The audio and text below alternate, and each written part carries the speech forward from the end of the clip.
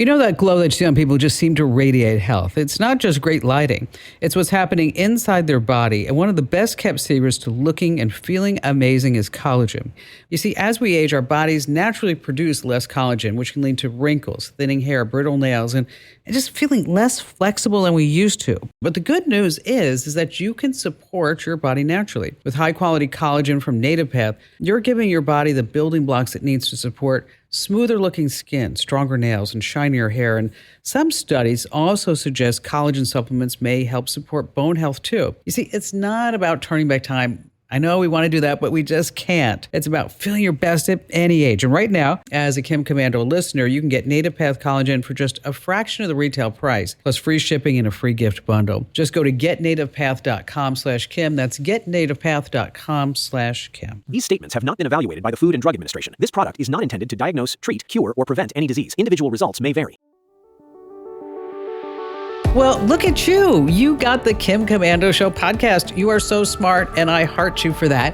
And now if you listen to the show on radio, it's 3 hours. Well, it's not 3 hours as a podcast because it doesn't include all those commercial breaks. But you do get it in one big file. And we do separate the hours so you'll hear what's coming up in the next hour and the next hour. So make sure that, it's not hours. They're about, I guess you'd say, like 30 minutes for each one. And joining me, of course, is our co-host, Andrew Babinski. It's all the same great information. We just got sleek, nice, new packaging. And, what are the benefits of getting the podcast? You hit play one time and you roll through the entire show. It makes it easy. It's all packaged up perfect for you. It's the entire show, all the information just shortened down for you. You know what I think is best about the podcast? Yes. Is that... I always have such amazing jokes. Oh, no, that's the reason why we have a fast forward button. No, with the podcast, you can back up and you can hear the joke over and over again until you memorize it. And then when you see your family members and friends, you can say the joke. Just skip to the subject part of the Kim Commando Show podcast. It's the much better part. All right. Okay. Well, sit back and enjoy. So what is the first rule of Fight Club? You don't talk about it. Okay. But what if it's a robotic Fight Club? You still don't talk about it, but it's like, you don't talk about Fight Club.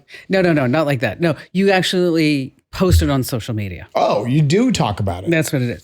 So there's a viral video that's going out. It's two humanoid robots that are boxing while a human referees. Those are little guys. They are little tiny. How tall do you think they are? 3 feet? Yeah, I was going to say almost 4, probably. Like one bot is from Engine AI. It's built for, they say, logistics and factories. And the other one is from Unitree. That's that little guy that can jump stairs and cruise like at about 5 miles per hour.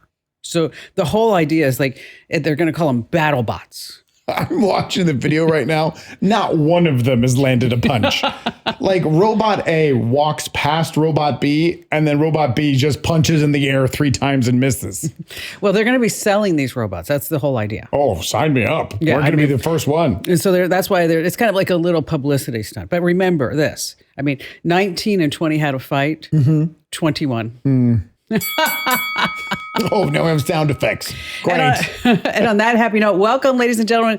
It's the Kim Commando Show. It's the nation's largest, biggest, best, award-winning show about all things digital. And if you're joining us on YouTube, ta-da! The new set is done. It is. And for the occasion, I actually knitted my outfit. It does look homemade. It's not. How long did that take you? Forever. I had no idea you could crochet like that. No, actually, I bought it. It was the tag that's kind of hard to put on the That back. thing looks like it was made out of 112 doilies. You know what? You be quiet. All right. You just don't know style. I mean, I look at you. absolutely don't. I mean, look what you got on. A blue shirt, blue shorts. Yeah, right. The shoes are disgusting. I didn't even know you were going to be on the new set, so I'm wearing my gym shoes. Okay, you need to wash them. You don't wash shoes. They're gym shoes. They get all sweaty and gross. That's exactly why you should wash them. I don't even, I don't even know. You put your shoes in the washer and dryer? Not in the dryer, in the washer. You put them in the washer. Clang, clang, clang, clang, clang, clang. No, actually, there's a little shelf that goes in the washer, and you put your shoes on the shelf. I'm not doing that. Why? I'm just going to have dirty shoes. They look gross. Oh, they're awful. They're absolutely disgusting. awful. Can I show the camera? No, we don't want to pick them see up. that. We don't want to see that. I mean, I'd rather have you wear those disgusting hey dudes than those ugly things. Those all fell apart. They were junk. You can't wash those. You can't even breathe on those. And in case you're wondering who's joining me, that's Andrew Babinski. Hi. Yes, with the dirty shoes. And you can find us on over 430 top stations from coast to coast. And we're streaming in your favorite radio app. And you can also get the Kim Commando Show as a podcast wherever you get your podcast. But yes, we are on now the new set at youtube.com/Kim Commando, youtube.com/Kim Commando. Go watch the video. Go see what the new set looks like. And while you're there, subscribe. We have over 100,000 subscribers. We're trying to build it. Now we got the new set, so we're going to be doing close to 130,000 now. That's ridiculous. That's awesome. Yes. And we're going to add more content, so go and subscribe. And just so you know, I did not make my outfit. You didn't? Who made it? A Zagdig and something like that. I'm not really sure what the brand is. The more you can't pronounce it, the fancier it is. It was pretty fancy by the price, just saying. You know, every single day, I just read everything I can to make sure that I know exactly what's happening in the tech space. I actually speak to some of my friends who are hackers. Ooh. Yes. Not only the good kind, the bad kind. You got the bad kind? Mm-hmm. Could they hack an air conditioning company and make them go out of business for me? Oh, boy. We'll worry about that in another time. Thank you. Okay. But let's talk about some things that you need to know about. So the first thing is, let me ask you a question. If you had a choice within 2 miles of your home to have a nuclear power plant built or an AI data center, which would you select? Well, obviously, you want me to pick the data center because a nuclear power plant is like scary and daunting and overwhelming. But when I pick the data center, then you're going to be like, ha ha, dummy. They're going to suck up all your power and all your water and you're going to be homeless. It's going to be noisy and everything like that. Well, more Americans will select, you ready? The nuclear power plant. Yeah, that's what that's what they're saying.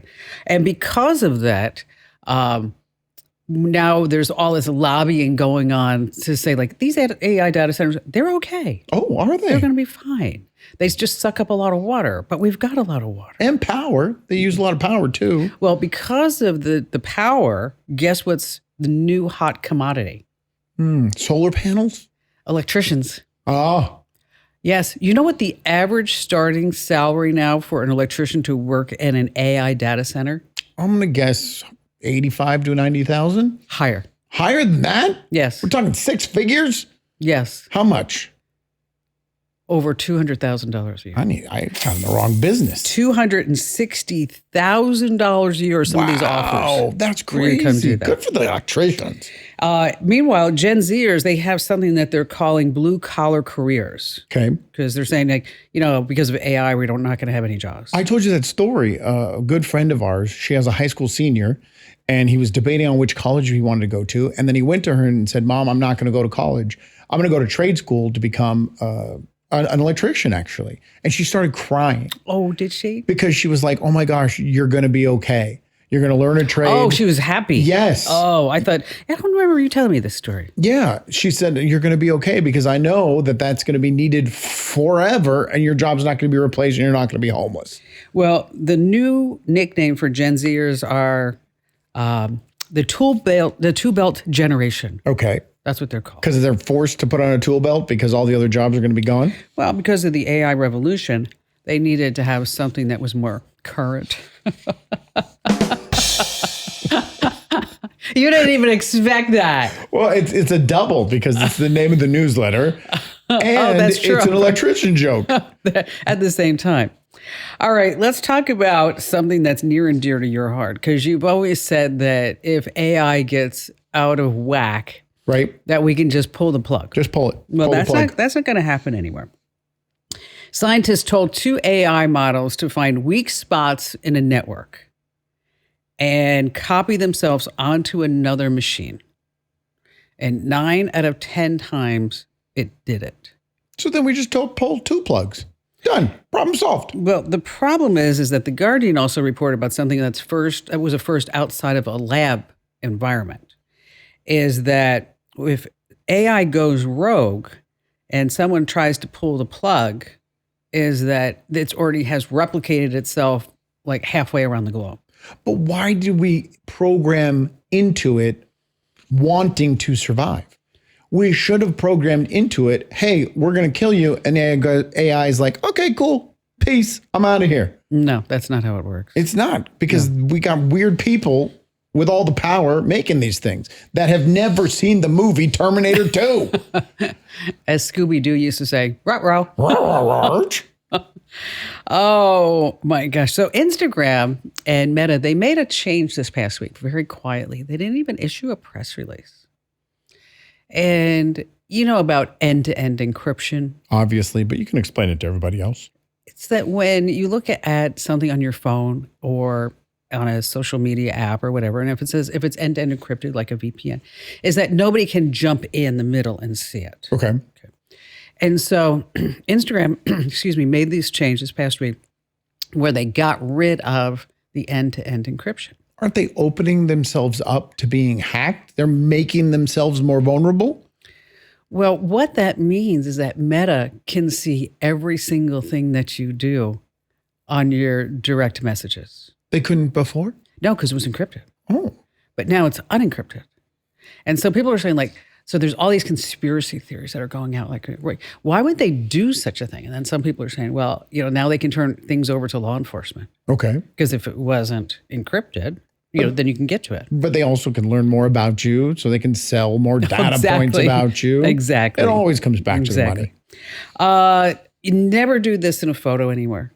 Yeah, I saw this story. This is crazy. And by this, for the radio listeners, peace sign. She's doing the peace sign. Mm-hmm. You just did it to a camera, actually to 4 cameras. So when you said never do this, you weren't talking about yourself? No, just don't do that.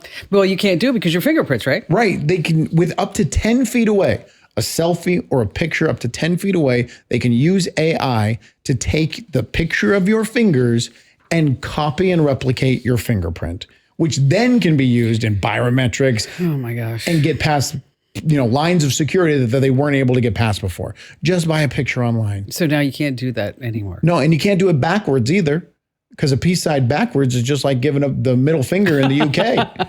So just keep your fingers to yourself. I didn't know that. Yeah. Yeah. So instead of giving someone the middle finger, you just do the peace sign backwards. I had no idea. Mm-hmm. I did that last time I was in London and people looked at me strange. Now connecting the dots. We now know why you're not liked abroad. They loved me in the UK. Not when you're flipping them off all day. I didn't know that. I did not know that at all. Okay, so you go into an Airbnb or a Vrbo, and you have a great stay. Mm-hmm. And no matter what you look at, you're always going to have a cleaning fee. Like I rented a place for some family members over the summer, and the cleaning fee is like $500. That's not included in the bill? No, you have to pay extra for that. Ridiculous. Everything's an add-on. So now there's a thread that's going viral on Reddit right now that is about this woman who got a 4-page requirement on how to clean the place after they left. 4 pages. The cleaning crew or the guest? The guest. Okay. So it included things like strip the beds. Okay, that's pretty standard. Run the dishwasher. Fair. Take out the trash. All right. Do the windows. Do the windows? Vacuum. No. Clean all the sheets. I'm not doing that. And then still pay the cleaning fee. Oh my gosh. I just did all the cleaning. I paid the cleaning fee with sweat equity. Oh, so would you actually do all this stuff? No, this just sounds like someone, and a lot of people on Airbnb, they're just trying to get you so they can double charge you or fine you. It just sounds like fine print that they know no one's going to pay attention to, so they can tack on another $200 charge. Well, I don't know. The guests' hands are tied. Oh, God. That was awful. That was not awful. That was one of the better ones, I will tell you. I don't know if there's a lawyer listening. I don't even think that can legally be called a joke. I think we may get sued if we said that's one of your dad jokes. You know what? At least my shoes are always clean. They're filthy, my shoes. I didn't know we would be sitting here. So this past week, I asked my AI chatbot, what do you really look like? I'm going to show you the picture. Ever wondered what your AI chatbot looks like? Never. Not once. It's a computer. I'm surprised you didn't say a toaster. It is a toaster. It's just a fancy one that now can, take over the world and kill us all. You're going to love my picture.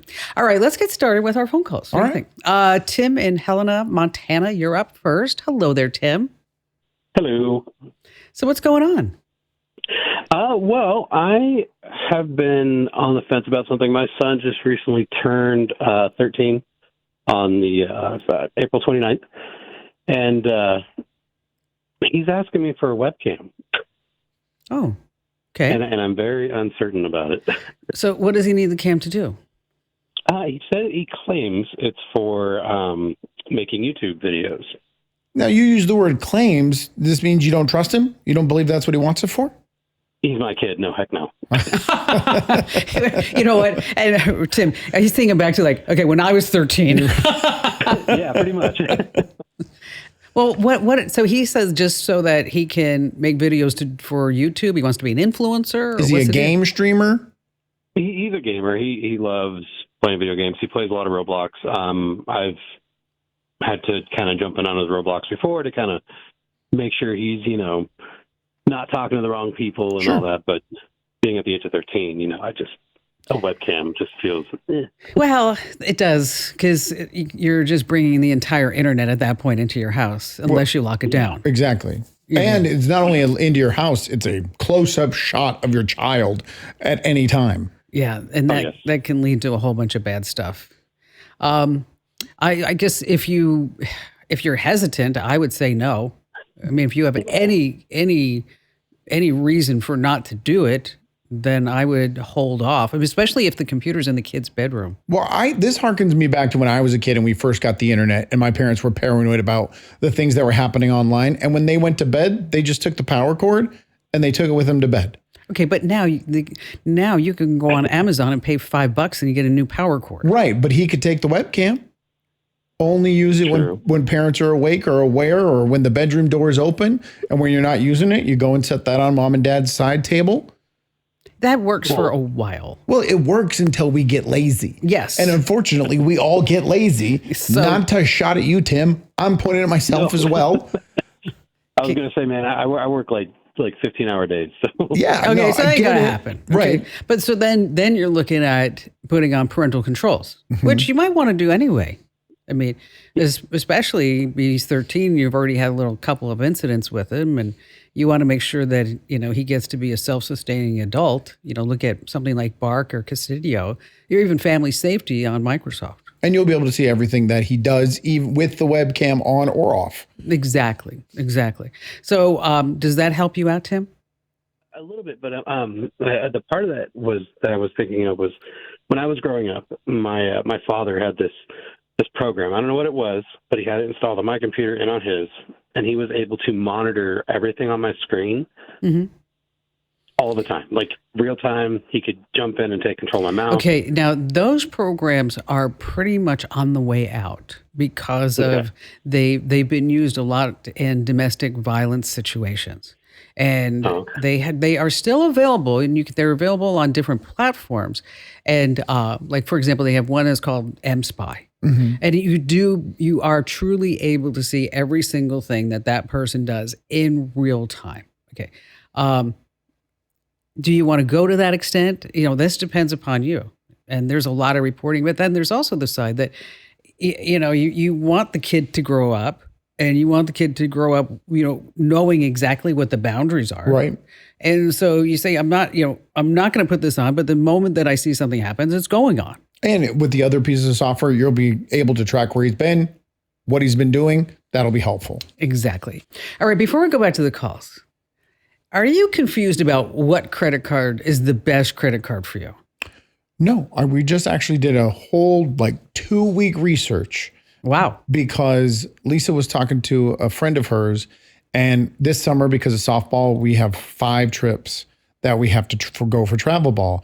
And her friend paid for every single trip, all 5, with miles and points. Yes. And she's like, what card do you have? So we looked into it, and I went and I signed up for a Chase Preferred card because you get 75,000 miles and you get 5 times miles on travel. Okay, but it took you 2 weeks to figure it out. Well, a lot of research, yeah. Okay. Well, my point being that if you had gotten our free newsletter about AI, which I got it. obviously you didn't get, I got it. is that I went through a whole series of prompts that you can use that whether you're using, Grok or Gemini or Right. Claude or ChatGPT, whichever one that you prefer. And so it walks you through step by step on how to pick the best credit card for you. So if you had done that, you probably would have had the credit card, selected in probably 5 minutes. But just throwing it out there. Okay, fine. I'll start reading the newsletter a little closer. Now, when you do get any type of information like this from your favorite chat GPT or whatever it is, you want to verify the offer on the issuer site because let me tell you, banks change these offers like toddlers have mood changes. Right. So it's just really out there. And AI can always just make things up. Oh, No. really? I get 1 billion miles if I spend $30 in the first month? Yes, Too love good to that. be true. Let's see, Jim in New York City. Hello there, Jim. Hey, Kim, how you doing? Love your jokes. Here's one for you. Yes. My first name is Jim, G-Y-M. What's my last name? Nasium? Bingo! You've already heard it. That's not a joke.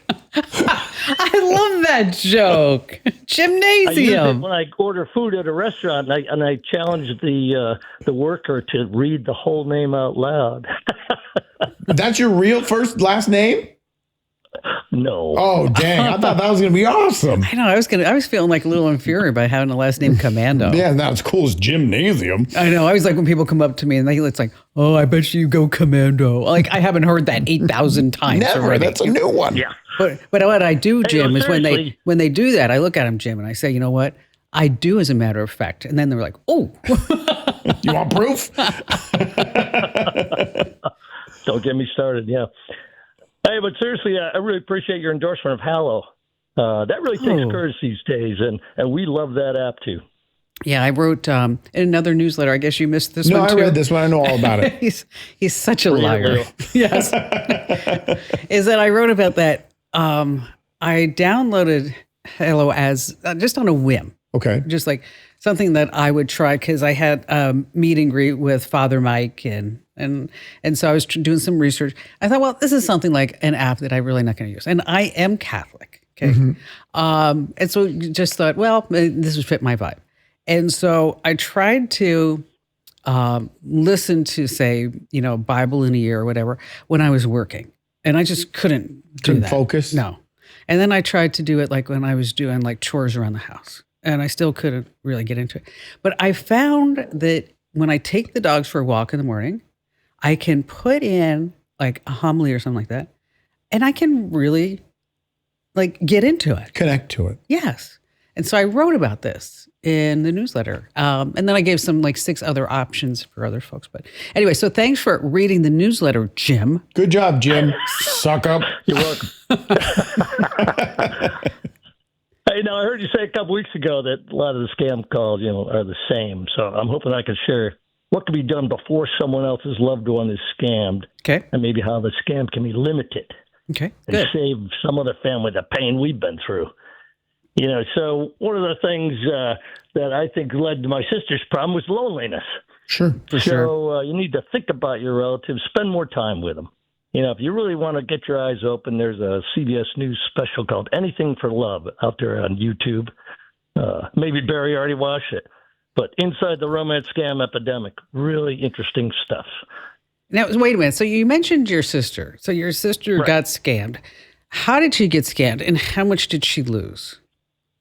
Well, it started with a connection via a dating app I won't name, but she lost over $700,000, and that's a What? total in her own handwriting.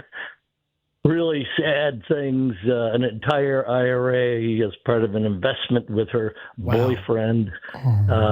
Dozens and dozens of gift cards and receipts that were texted away.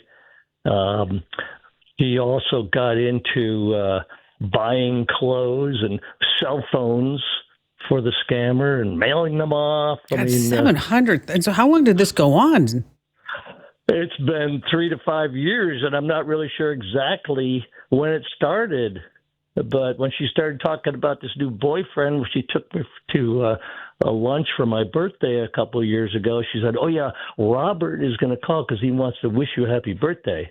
Well, Robert didn't call, nor did Robert pick up the phone when she called him to see what he was doing. So Robert is, let me guess, lives overseas. Is he a pilot? Is he Actually, he has a phone number with the area code in Kentucky. Oh, well, that's easy to get. Oh, no, sorry. He's running a construction company in Mexico now. But he finished up one he was running in Turkey before that. Of course. And he's locked in his hotel because he hasn't been able to pay his workers, so he needs money, $100,000 to pay off the tax certificate for the payroll. I mean, it just goes on and on, as you know. And at no point in this 3 to 5 year span did your sister make the attempt to meet him in person. I mean, she's sending him hundreds of thousands of dollars. Why didn't she just buy a plane ticket to go see him? Exactly. Yeah. Exactly. And we told her that. But no, his luggage was already at the local airport, and he was coming to move in with her, so she didn't have to go see him. But let me guess, he missed his flight? Pardon? Did he miss his flight? Oh, absolutely. Yeah. But you know how those Turkish airports are. It's horrible, especially when you're trying to go from Turkey to Mexico. I know we're laughing about this, but this is $750,000. So how did you find out? Well, she actually gave us a copy of an IRA she cashed in for $137,000. I sent this to guy because this is an investment. And then when that sort of stuff kind of ran dry, she started talking about being a Publishers Clearinghouse winner. And now all she had to do was send off $5,000 to get the big winnings. It was just endless. Now, have you cut all this off? Yes. Yeah.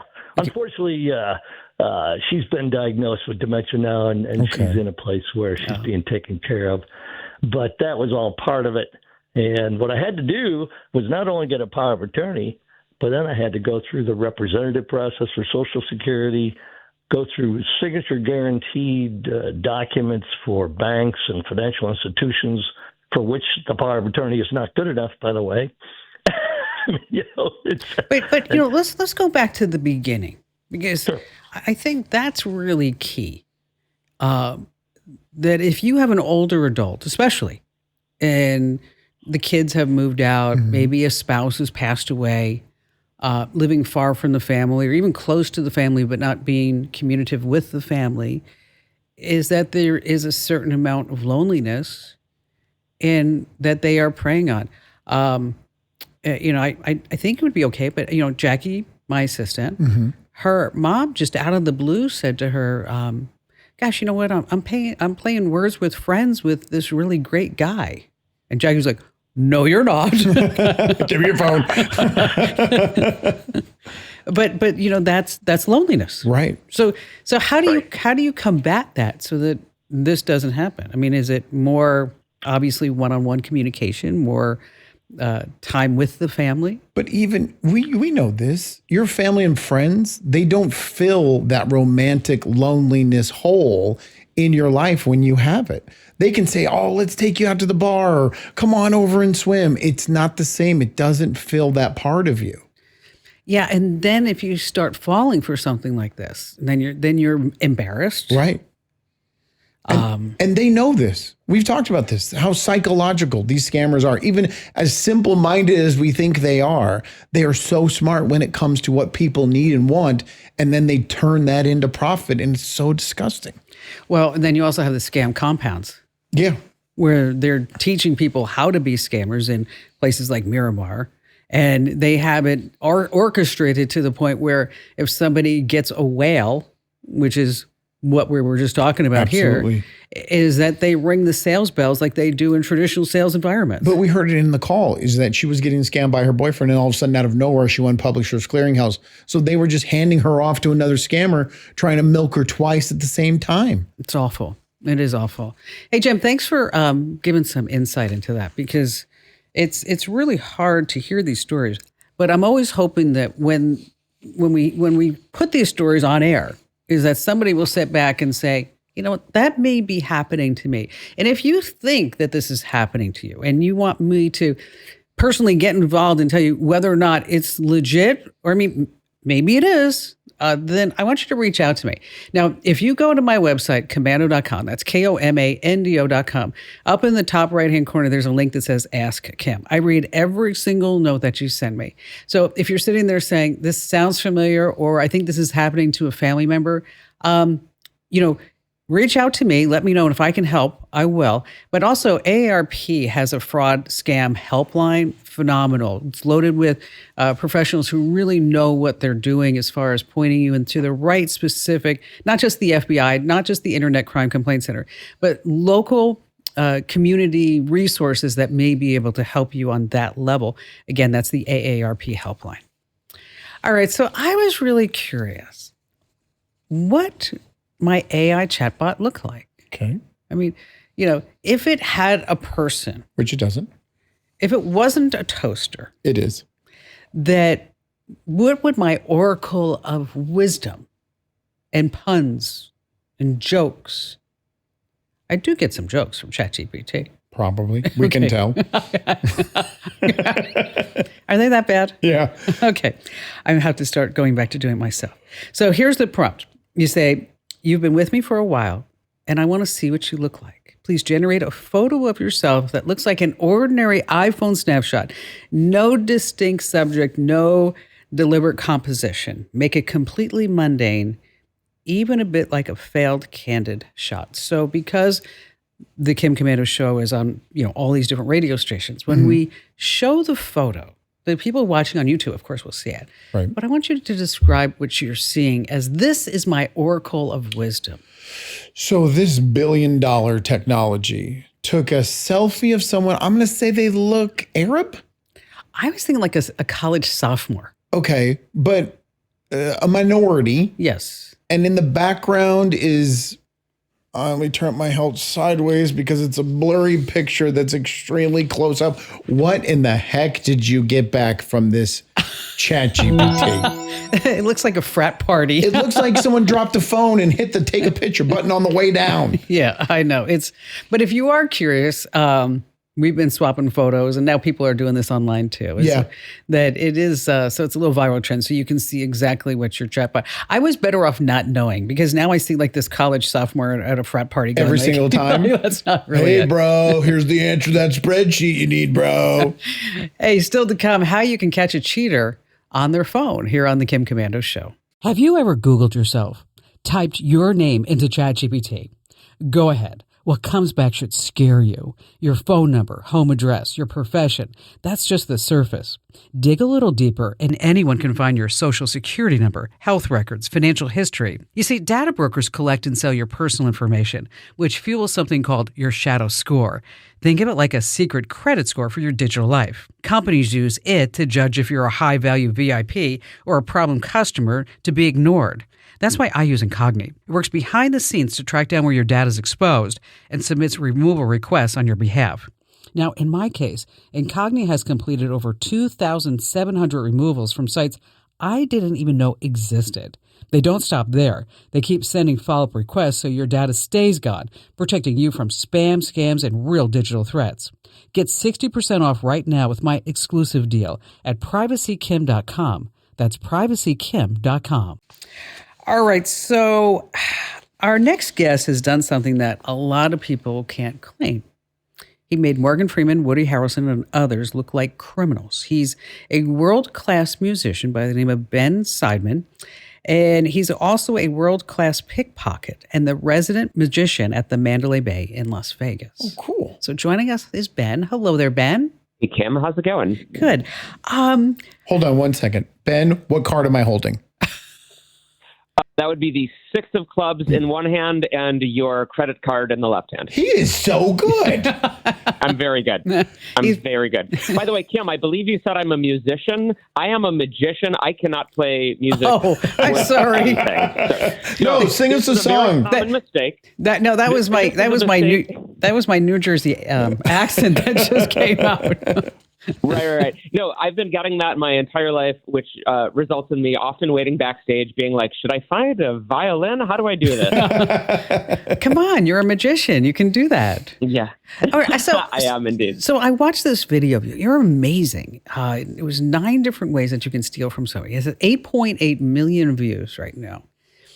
And, thanks. and the question that I had that I really want to talk about is it possible to pickpocket somebody who's using like an Apple Watch?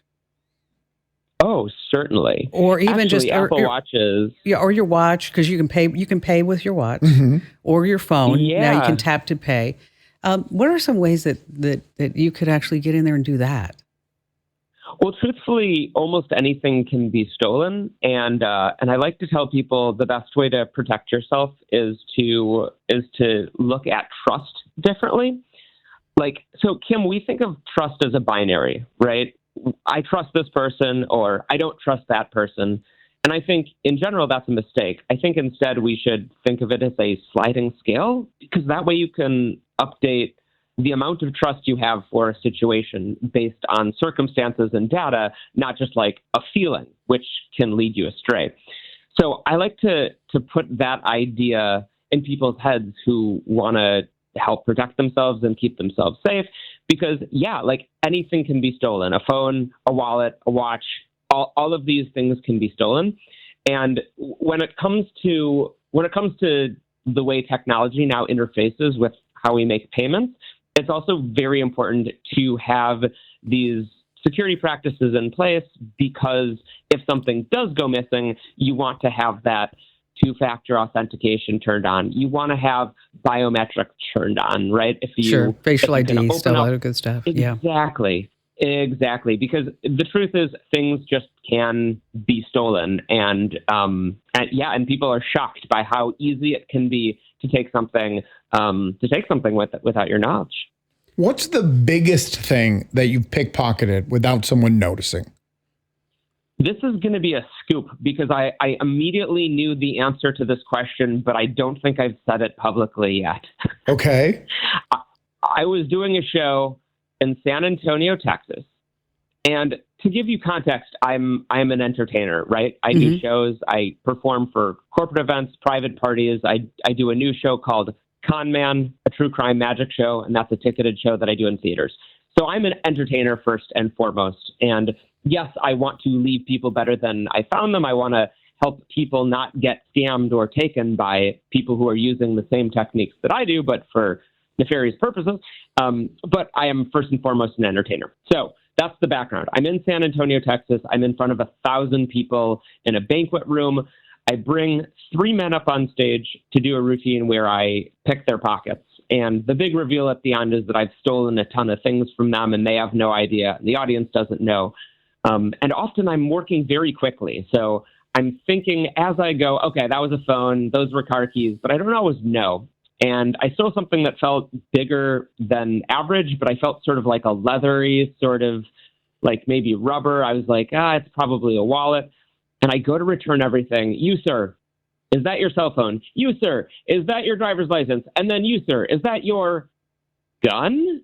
Oh, no. I stole a man's gun, holster and all. He had taken it off.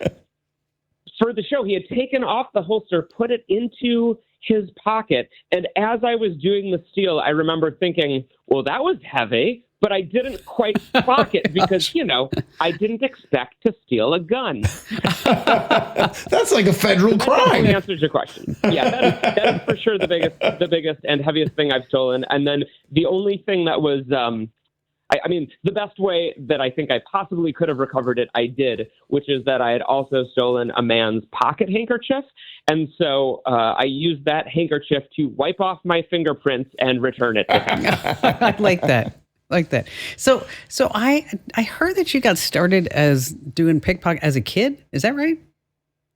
Well, when I was about 15 or 16 years old, I learned that you could steal someone's watch, and I studied the technique. I learned it from an old book on pickpocketing, but theatrical pickpocketing, which is in the magic literature. It's certainly a genre of sleight of hand magic, is stealing things.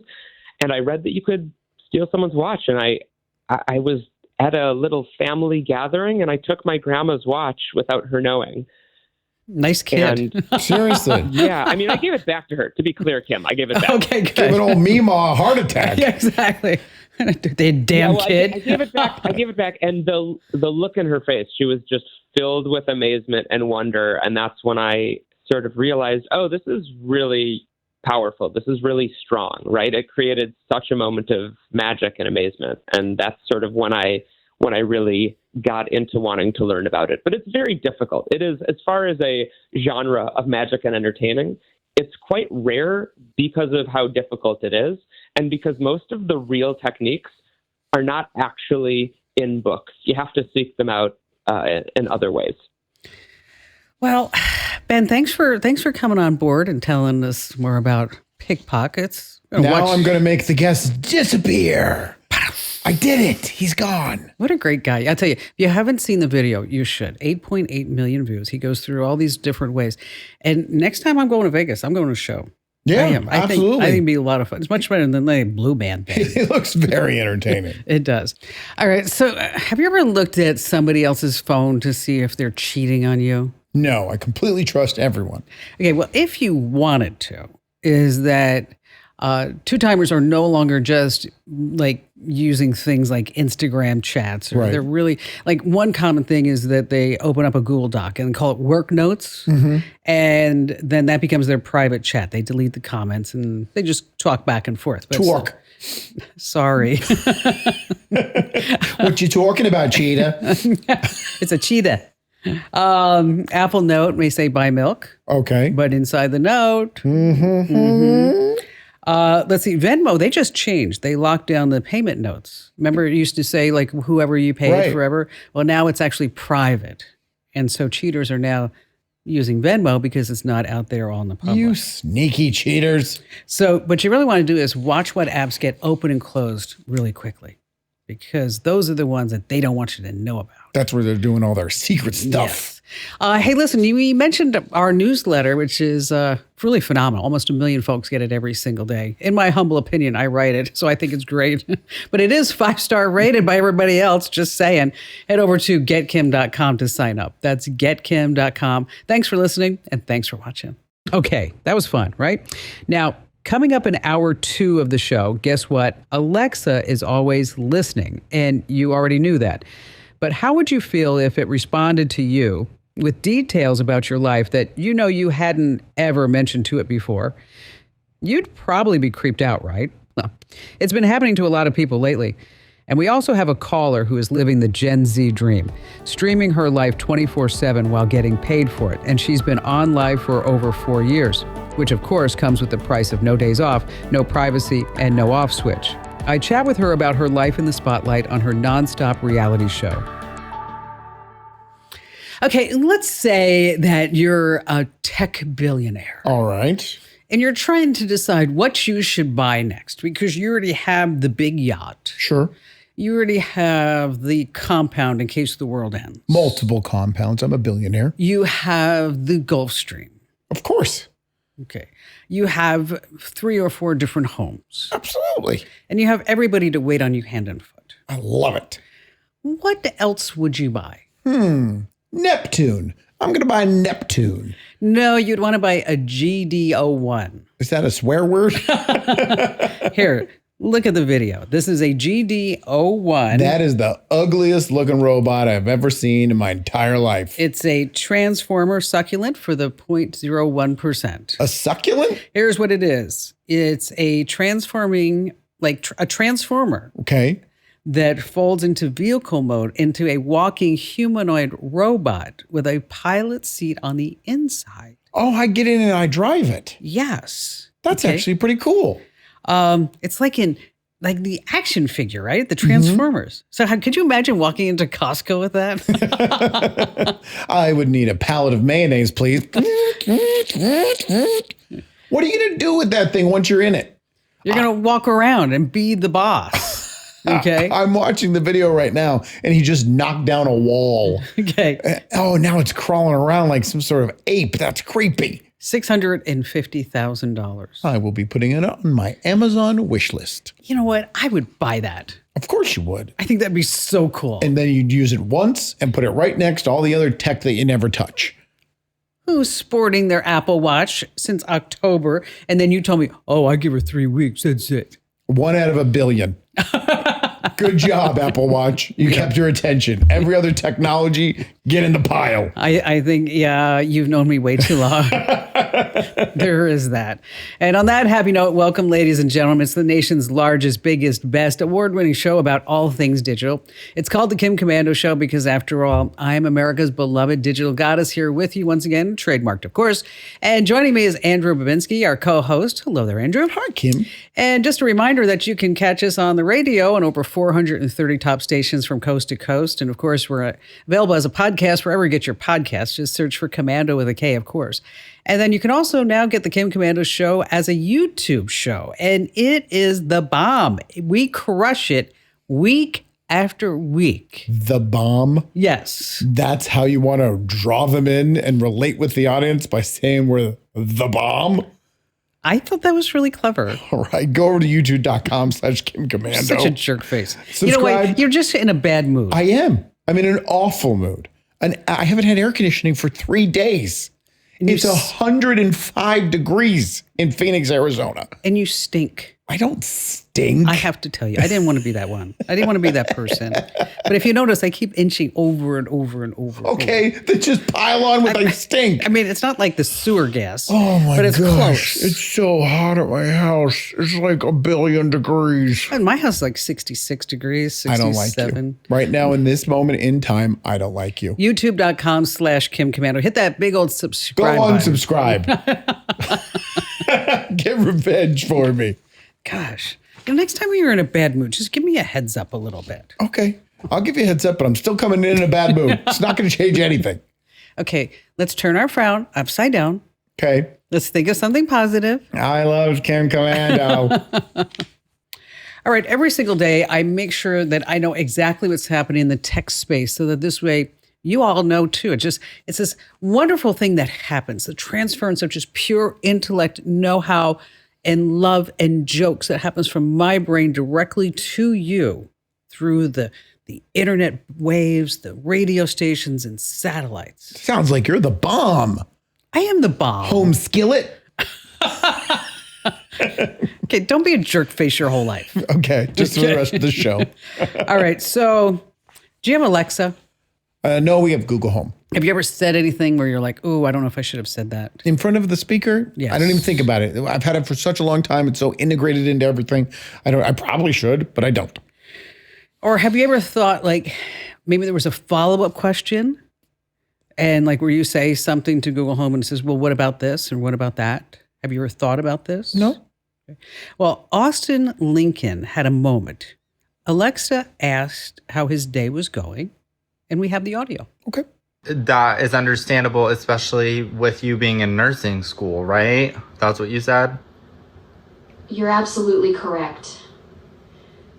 I did say that. And I can see why that's confusing and concerning.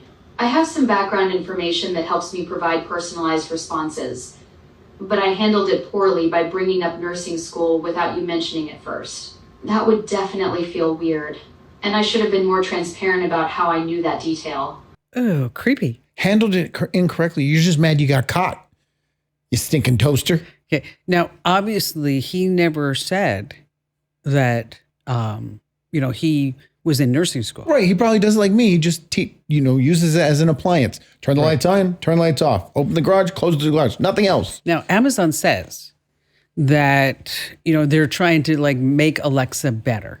And so that this way she has some background information, as she mentioned, so that she can give you context. But they don't grasp that's just going to freak people out. It's creepy. Yes. So if you had Alexa and you went home today, Alexa would say, "Why are you in such a nasty mood, Andrew?" Oh, they will know because of all the posts I put online about how I don't have air conditioning and I'm mad at a certain company.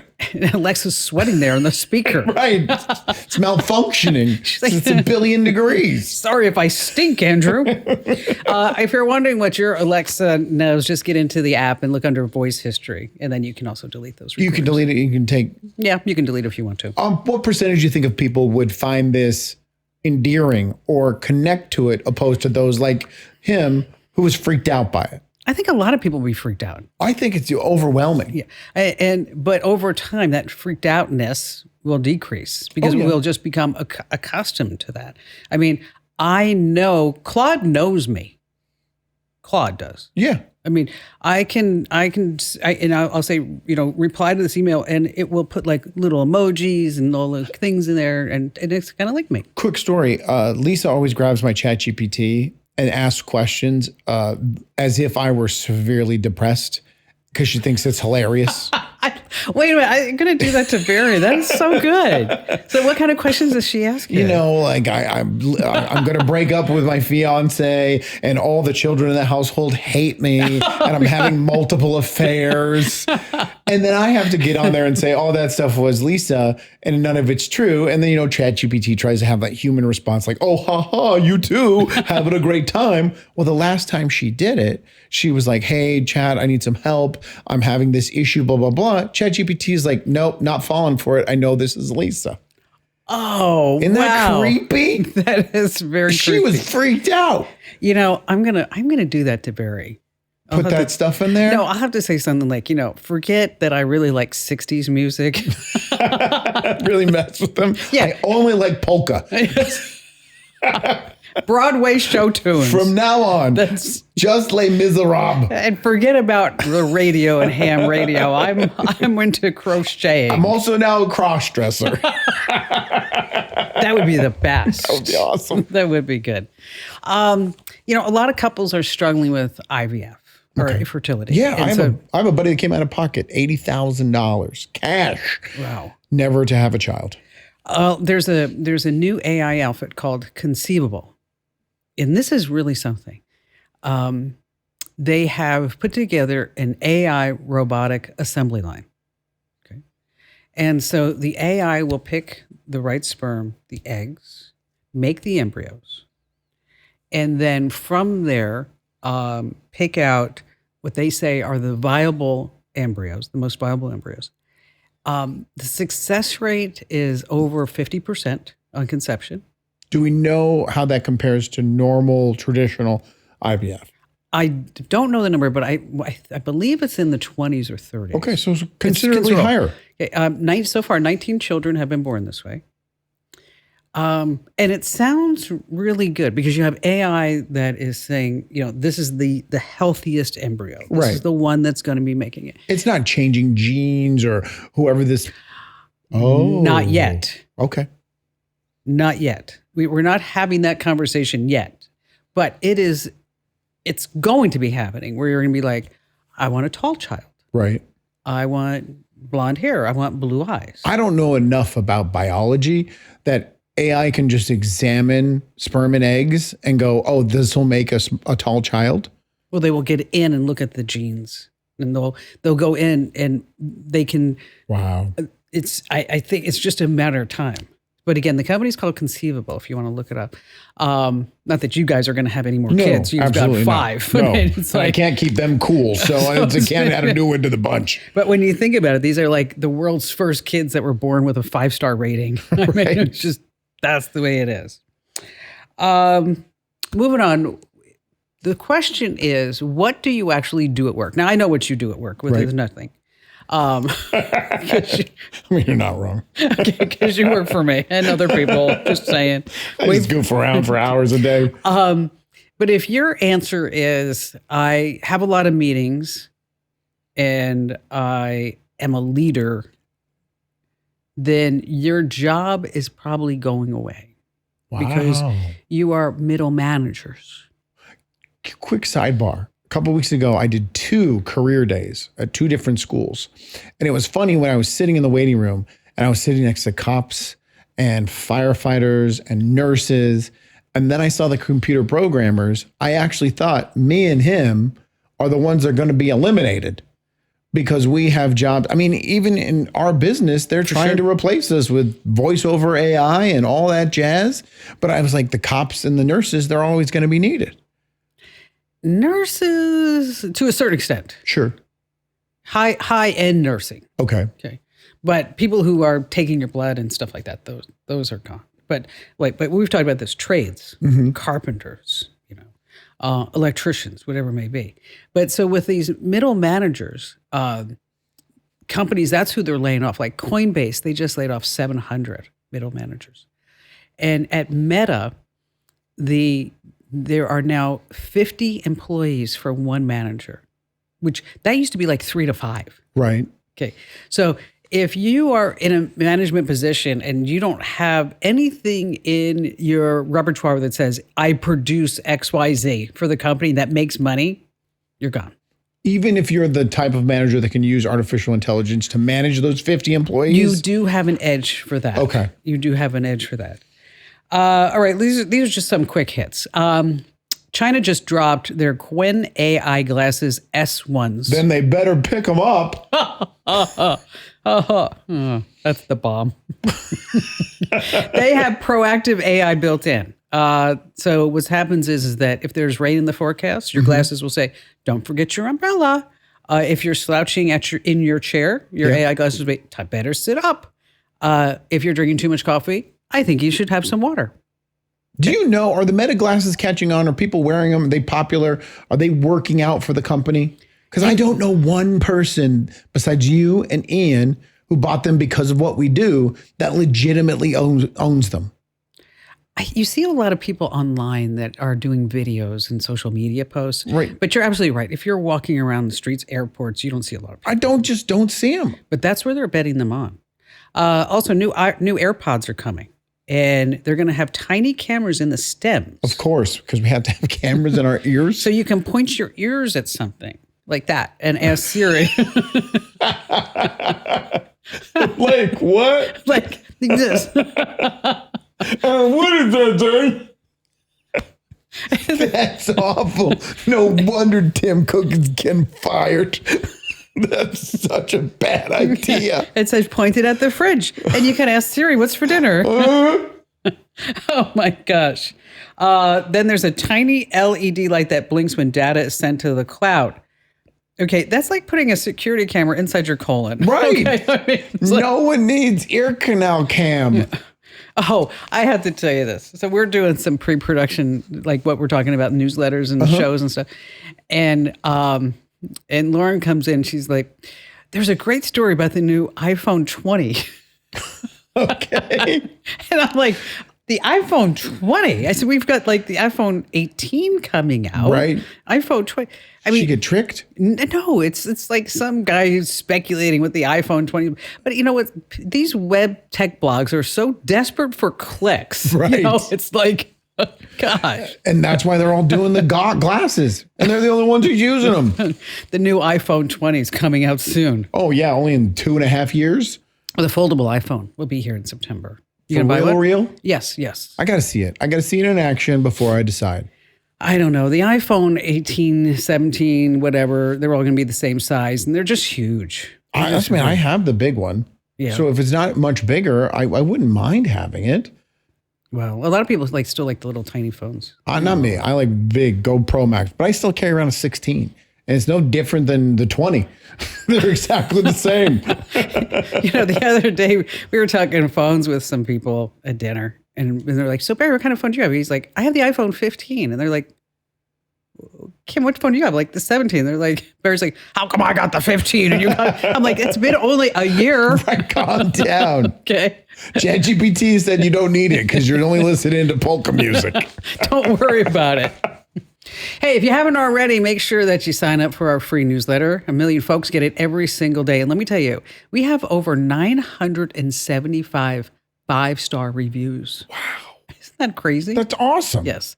So you want to sign up right now over at getkim.com. That's getkim.com. Last weekend, we did a staycation at a casino resort here in town. Okay. Fabulous trip, but during which I lost my wallet. And not a big deal. Got no money in it. No, there was $7,000 in it. Oh, wow. Yeah. And I have an AirTag. So I go over to security and they're like, oh, we don't have it turned into lost and found, but you have an AirTag. Let's pull out your phone and let's try to find it. So we turn it on and it shows where it is. And we walk over to that area and then it starts moving around. Oh. And so me and the security guard are following what's happening.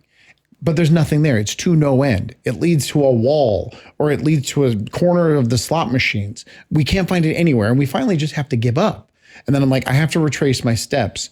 So I go back to the elevator, I go to the bathroom, walk in the bathroom, it's laying right there on the floor. Wow. I know. But when I went back to the security guard to tell him I found it, he was like, there's too many devices here. That's the problem. Every single slot machine's online, every single camera's online, every single phone is here. And sometimes when it comes to those AirTags, if there's so many devices, it just gets confused. Is that accurate? Yes. Oh, that's so frustrating. That's why you have the AirTag. I'm following old ladies around to the baccarat Sniffing their table, dogs. seeing if they got my wallet. Meanwhile, you left it in the toilet. He was sitting on the floor, untouched. Oh, what a guy. All right, so I'm sure you've heard about people who are live streaming. Of course. You know, they do an event. They're all over social media. They do a reunion or a concert. Or they're game playing. That's or true. That's a they're big one. cleaning their house. Yeah. Well, Emily Cece, she's been live on the internet, awake, asleep, eating, driving, moving cross country for over 4 years straight. Whoa. Okay. Every single moment. She's 28 years old. She has over 400,000 Twitch followers. CNN went on a road trip with her from Austin to LA to figure out what it means to live your entire digital life on camera. Welcome to the show, Emily. Hi, Kim. Thank you so much for inviting me on. Oh, you betcha. So what is it like streaming your life 24/7? It's basically just an accidental Truman Show. I just do everything besides go to the bathroom on stream. And so what made you want to do this? I never planned for this. It kind of just happened. I was the first person to hit 100 days. And it was super exciting and I felt like super supported. And I just thought, let me try 3 months, let me try 6 months. Then it became a year. And then I kind of just couldn't stop. How does it impact you financially? Like, is this how you make your money? Yeah, Twitch is my main income, the same as sponsors. Okay. So I've been a Twitch streamer for over 10 years now. Wow. So I'm sure there's been great things that you have live streamed. What has been like a bad thing that you were like, oh, I don't know if that should have gone out? Oh, okay. We can get really personal. I did experience a death in my family last year. That was pretty rough to navigate, like going through grief. I imagine. Yeah. Yeah, it didn't happen on stream, but, it was still really hard because I'm just the type of person to show all of my emotions. Mm-hmm. And, doing that to random people on the internet sometimes isn't very smart. Well, did you find you got support from your audience, though, and your followers? No, I had so much support. It made it easier, but there was those people that, also made it worse. Oh, yeah. There's a lot of, mean people, too. So, yeah, the good outweighed the bad, though. Are there moments where you can mute yourself, or what if you need to make a phone call giving out personal information, or you want to be intimate with your partner? Are there times where you just turn the camera away? How do you handle those? So, yeah, right now, if you guys wanted me to mute my stream, I would have done it for you. Okay. I just sit in front of the camera and I mute, and then people realize I'm on the phone. Okay. And I don't have a significant other, so that's easy for me to navigate because I don't have to deal with that. That would be a tough one. Yeah. I mean, yeah, that would be weird. Hi, I'm Emily, and everything that we are going to be doing is going to be on Twitch. Yeah. Have you attempted to date? And when you bring it up, the person's like, well, I don't want to be a part of that. I haven't attempted to date. I've only thought about it as a content idea because I know it just would be nearly impossible to do a really long live stream every day and then have a boyfriend. It would be too hard. So now you're streaming even when you're sleeping.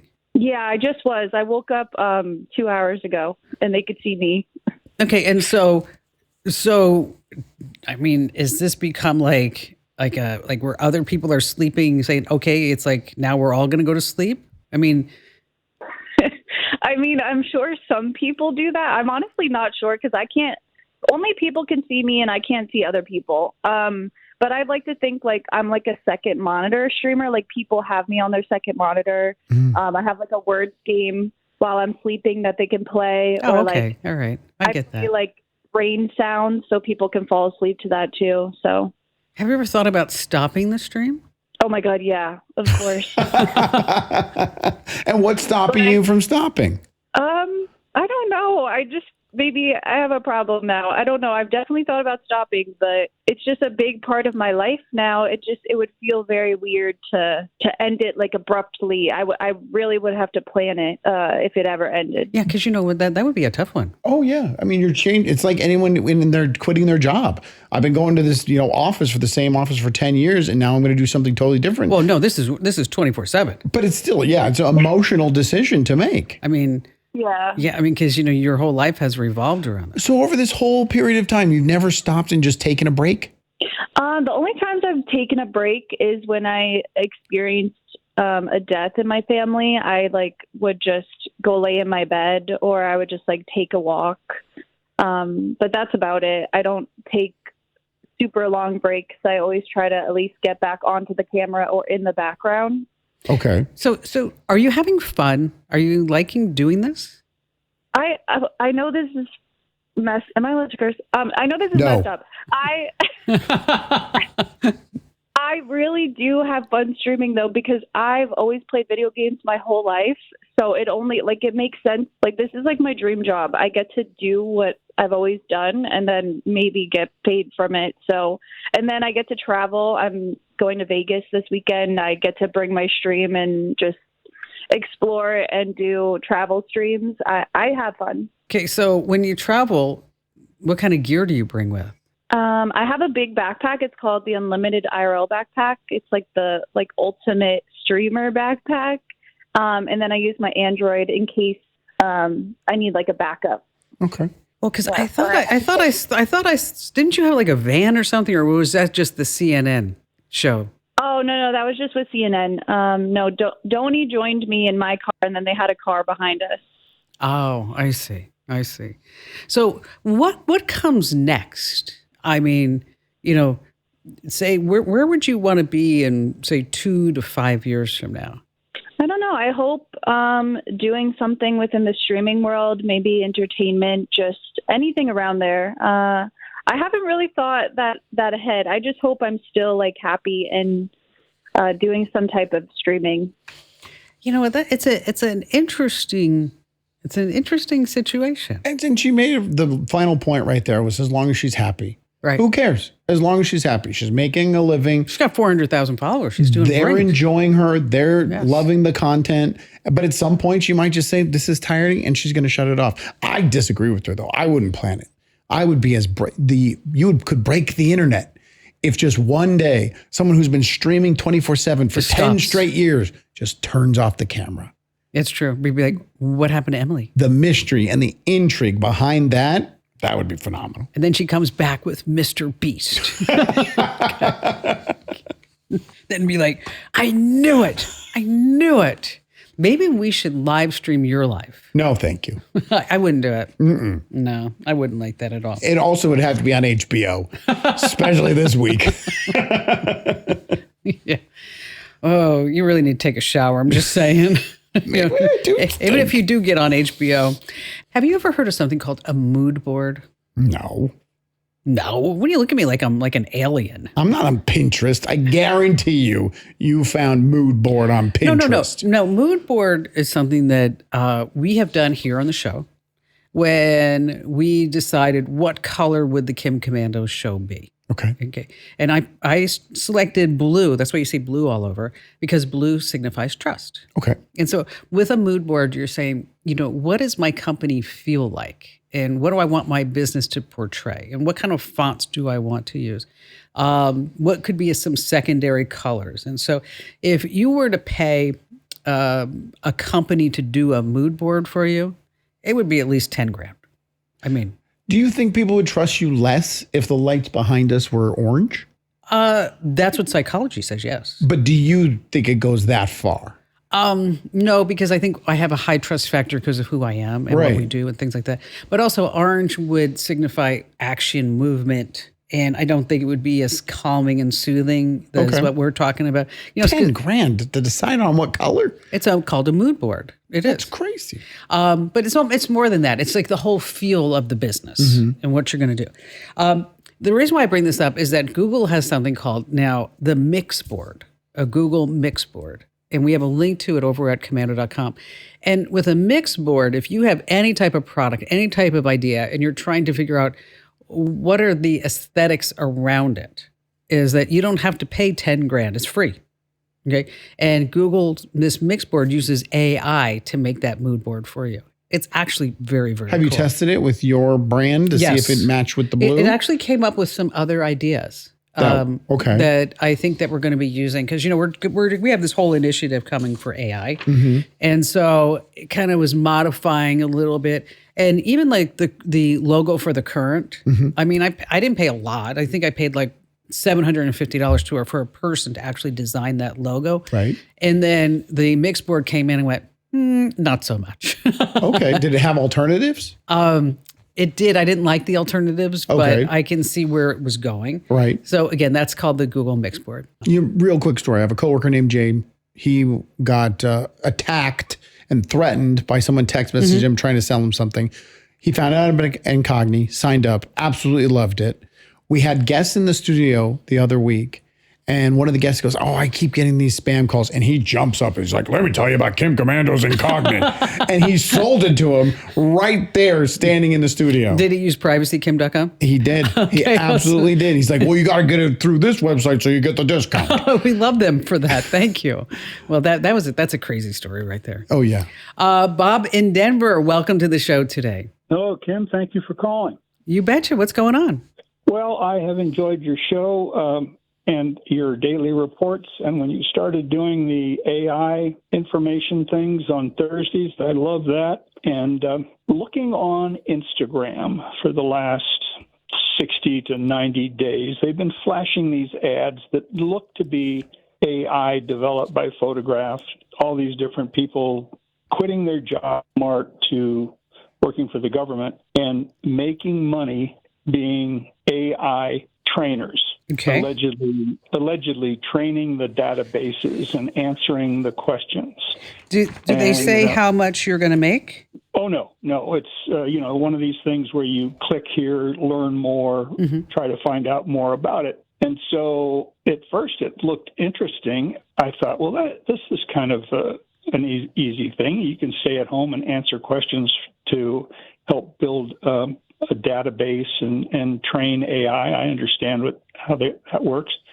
Clicked on it, and then they start looking for personal information, and I stopped, and I think my past life kicked in, and it was like, okay, this looks like one of these Nigerian prince letters. Send this in, and we'll send you $1 million. And so I started looking at it, and a lot of these, in small print, it says this is an ad, and then you click on that, and one came from the Ukraine. Oh, yeah. Another one was you got to be, you got to be careful of all these ads on Facebook and Instagram and other places like that. I mean, there are legitimate opportunities where you can train AI. And I think that's what people would like to know, where you could actually do that. Well, there are, it goes all across the gamut. Like, for example, if you worked for a big VC company right now as an investment banker in Midtown Manhattan, and you thought to yourself, I'd like to help train AI in my spare time, which you don't have as a VC person in Midtown Manhattan. I have a friend of mine's literally working 90 hours a week. Wow. I mean, crazy hours. But anyway, he was approached, and they said that we would hire you full time for $200,000 a year. Would that be more or less than he was making? Less, but he would only have to work 40 hours a week. Okay. And so, so what they're doing there is that, like he said, I'm training my replacement. Right. Absolutely. Okay. So let's say you're not an investment banker in New York, but you still have certain skill sets. There are companies out there, if you are a physician, if you're a doctor, a physician doctor, a nurse or whatever it may be, that if you have some type of degree or certification, something that these AI companies will hire you to, like, for example, if you're a nurse practitioner, I put this opportunity in front of my niece who is one, and they're paying $75 an hour for you to evaluate AI's responses as if it were a nurse practitioner. Okay. And so these opportunities, as far as, rating answers, those opportunities exist too, where you look at an answer and say whether or not. Now, so the bottom of the barrel is that, when you're rating AI answers, is that you may be making anywhere between $15 to $25 an hour. And that's someone who doesn't have a specialty career. Exactly. Okay. So here are some places where you want to go. One is outlier.ai. Scale.com is another one. Appen has been around for a while, and also dataannotation.tech. And in case you're sitting there saying, what were the names of those again? You can look in the show notes over on YouTube, or if you're listening on radio, just hit commando.com and search for AI jobs, and that listing will pop right up. All right, still to come, we have more of the show that you can't afford to miss. Study and play come together on a Windows 11 PC. And for a limited time, college students get the best of both worlds. Get the Unreal College Deal. Everything you need to study and play with select Windows 11 PCs. Eligible students get a year of Microsoft 365 Premium and a year of Xbox Game Pass Ultimate with a custom color Xbox wireless controller. Learn more at windows.com/student offer. While supplies last. Ends June 30th. Terms at aka.ms/collegepc. I see them all over Phoenix. I'm talking about the Waymos. Yeah, I love the Waymos. Yeah, I still haven't gotten in one. Which is crazy to me. I know. You have every new phone, the second it comes out, all the new technology. Crazy. This is the future. Got 900 miles of Cat 6 cable in my house. Exactly. I mean, it's just ridiculous. And we are in the hub. We are in the mecca of the self-driving car, and you haven't been in one. So there's this guy who got in a Waymo in San Francisco to catch a flight to San Diego. So he gets in the Waymo, gets to the airport, gets out of the Waymo, and the Waymo drives off with his luggage in the trunk. Okay. It's a simple mistake. I mean, an Uber driver could have done the same thing. Well, he was banging and running after the Waymo, and the Waymo's going, Yeah, security. I'm not doing that. So then he called Waymo, and they said, well, he's already back in the parking lot. So, okay.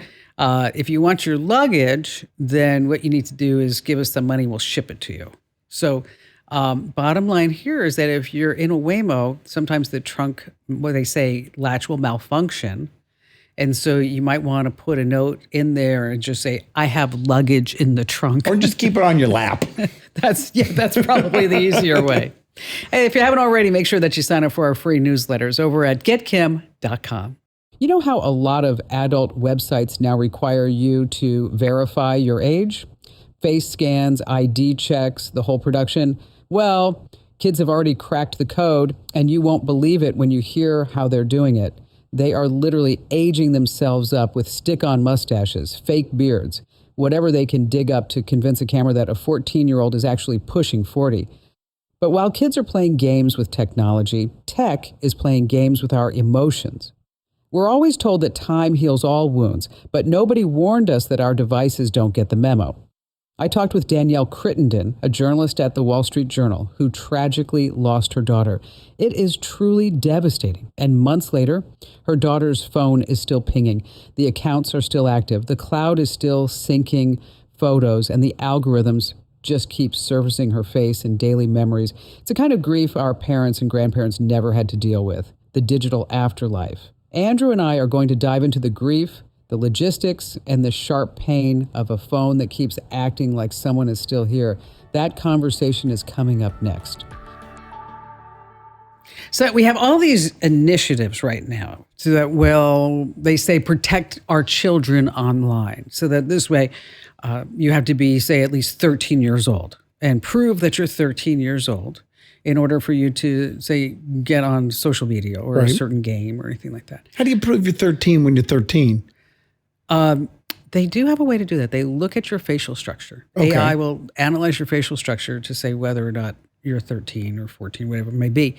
And so what the kids are doing is like they'll use a cousin or a brother, and they've tried to use pictures, but they have found a way that to avoid all the age verification systems is by going on Amazon and buying a $4 mustache. That's it. That's all it takes. That's it.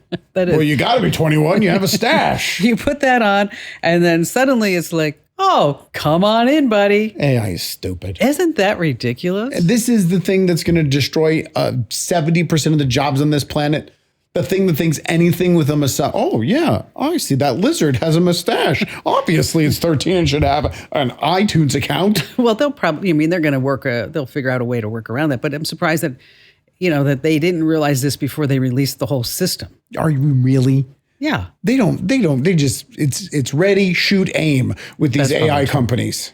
I know. Sometimes their techniques like mustaches and prevention just hasn't grown on me. No, it hasn't. Hopefully it doesn't. There is that.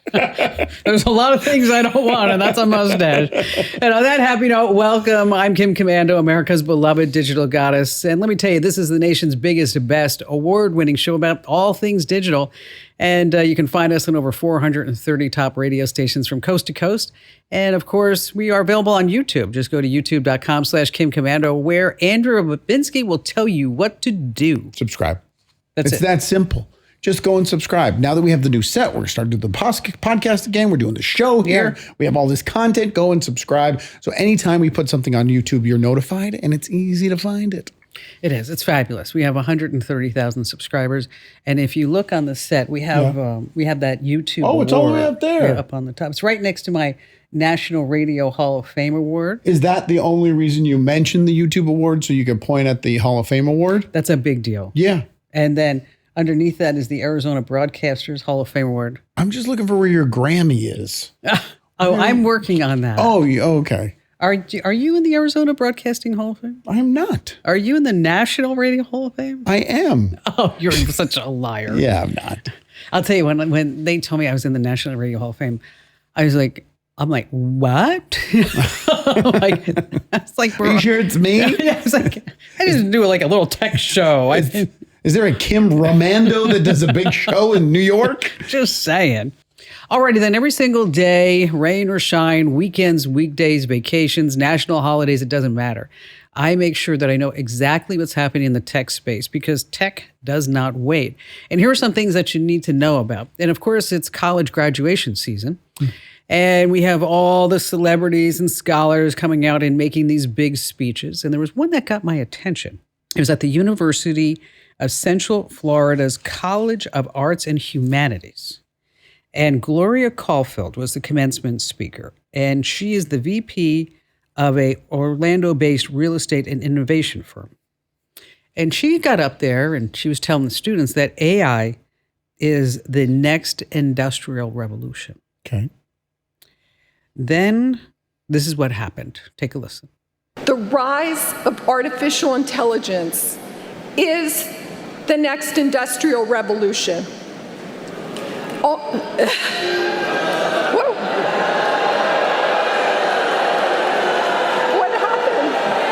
What happened? Okay.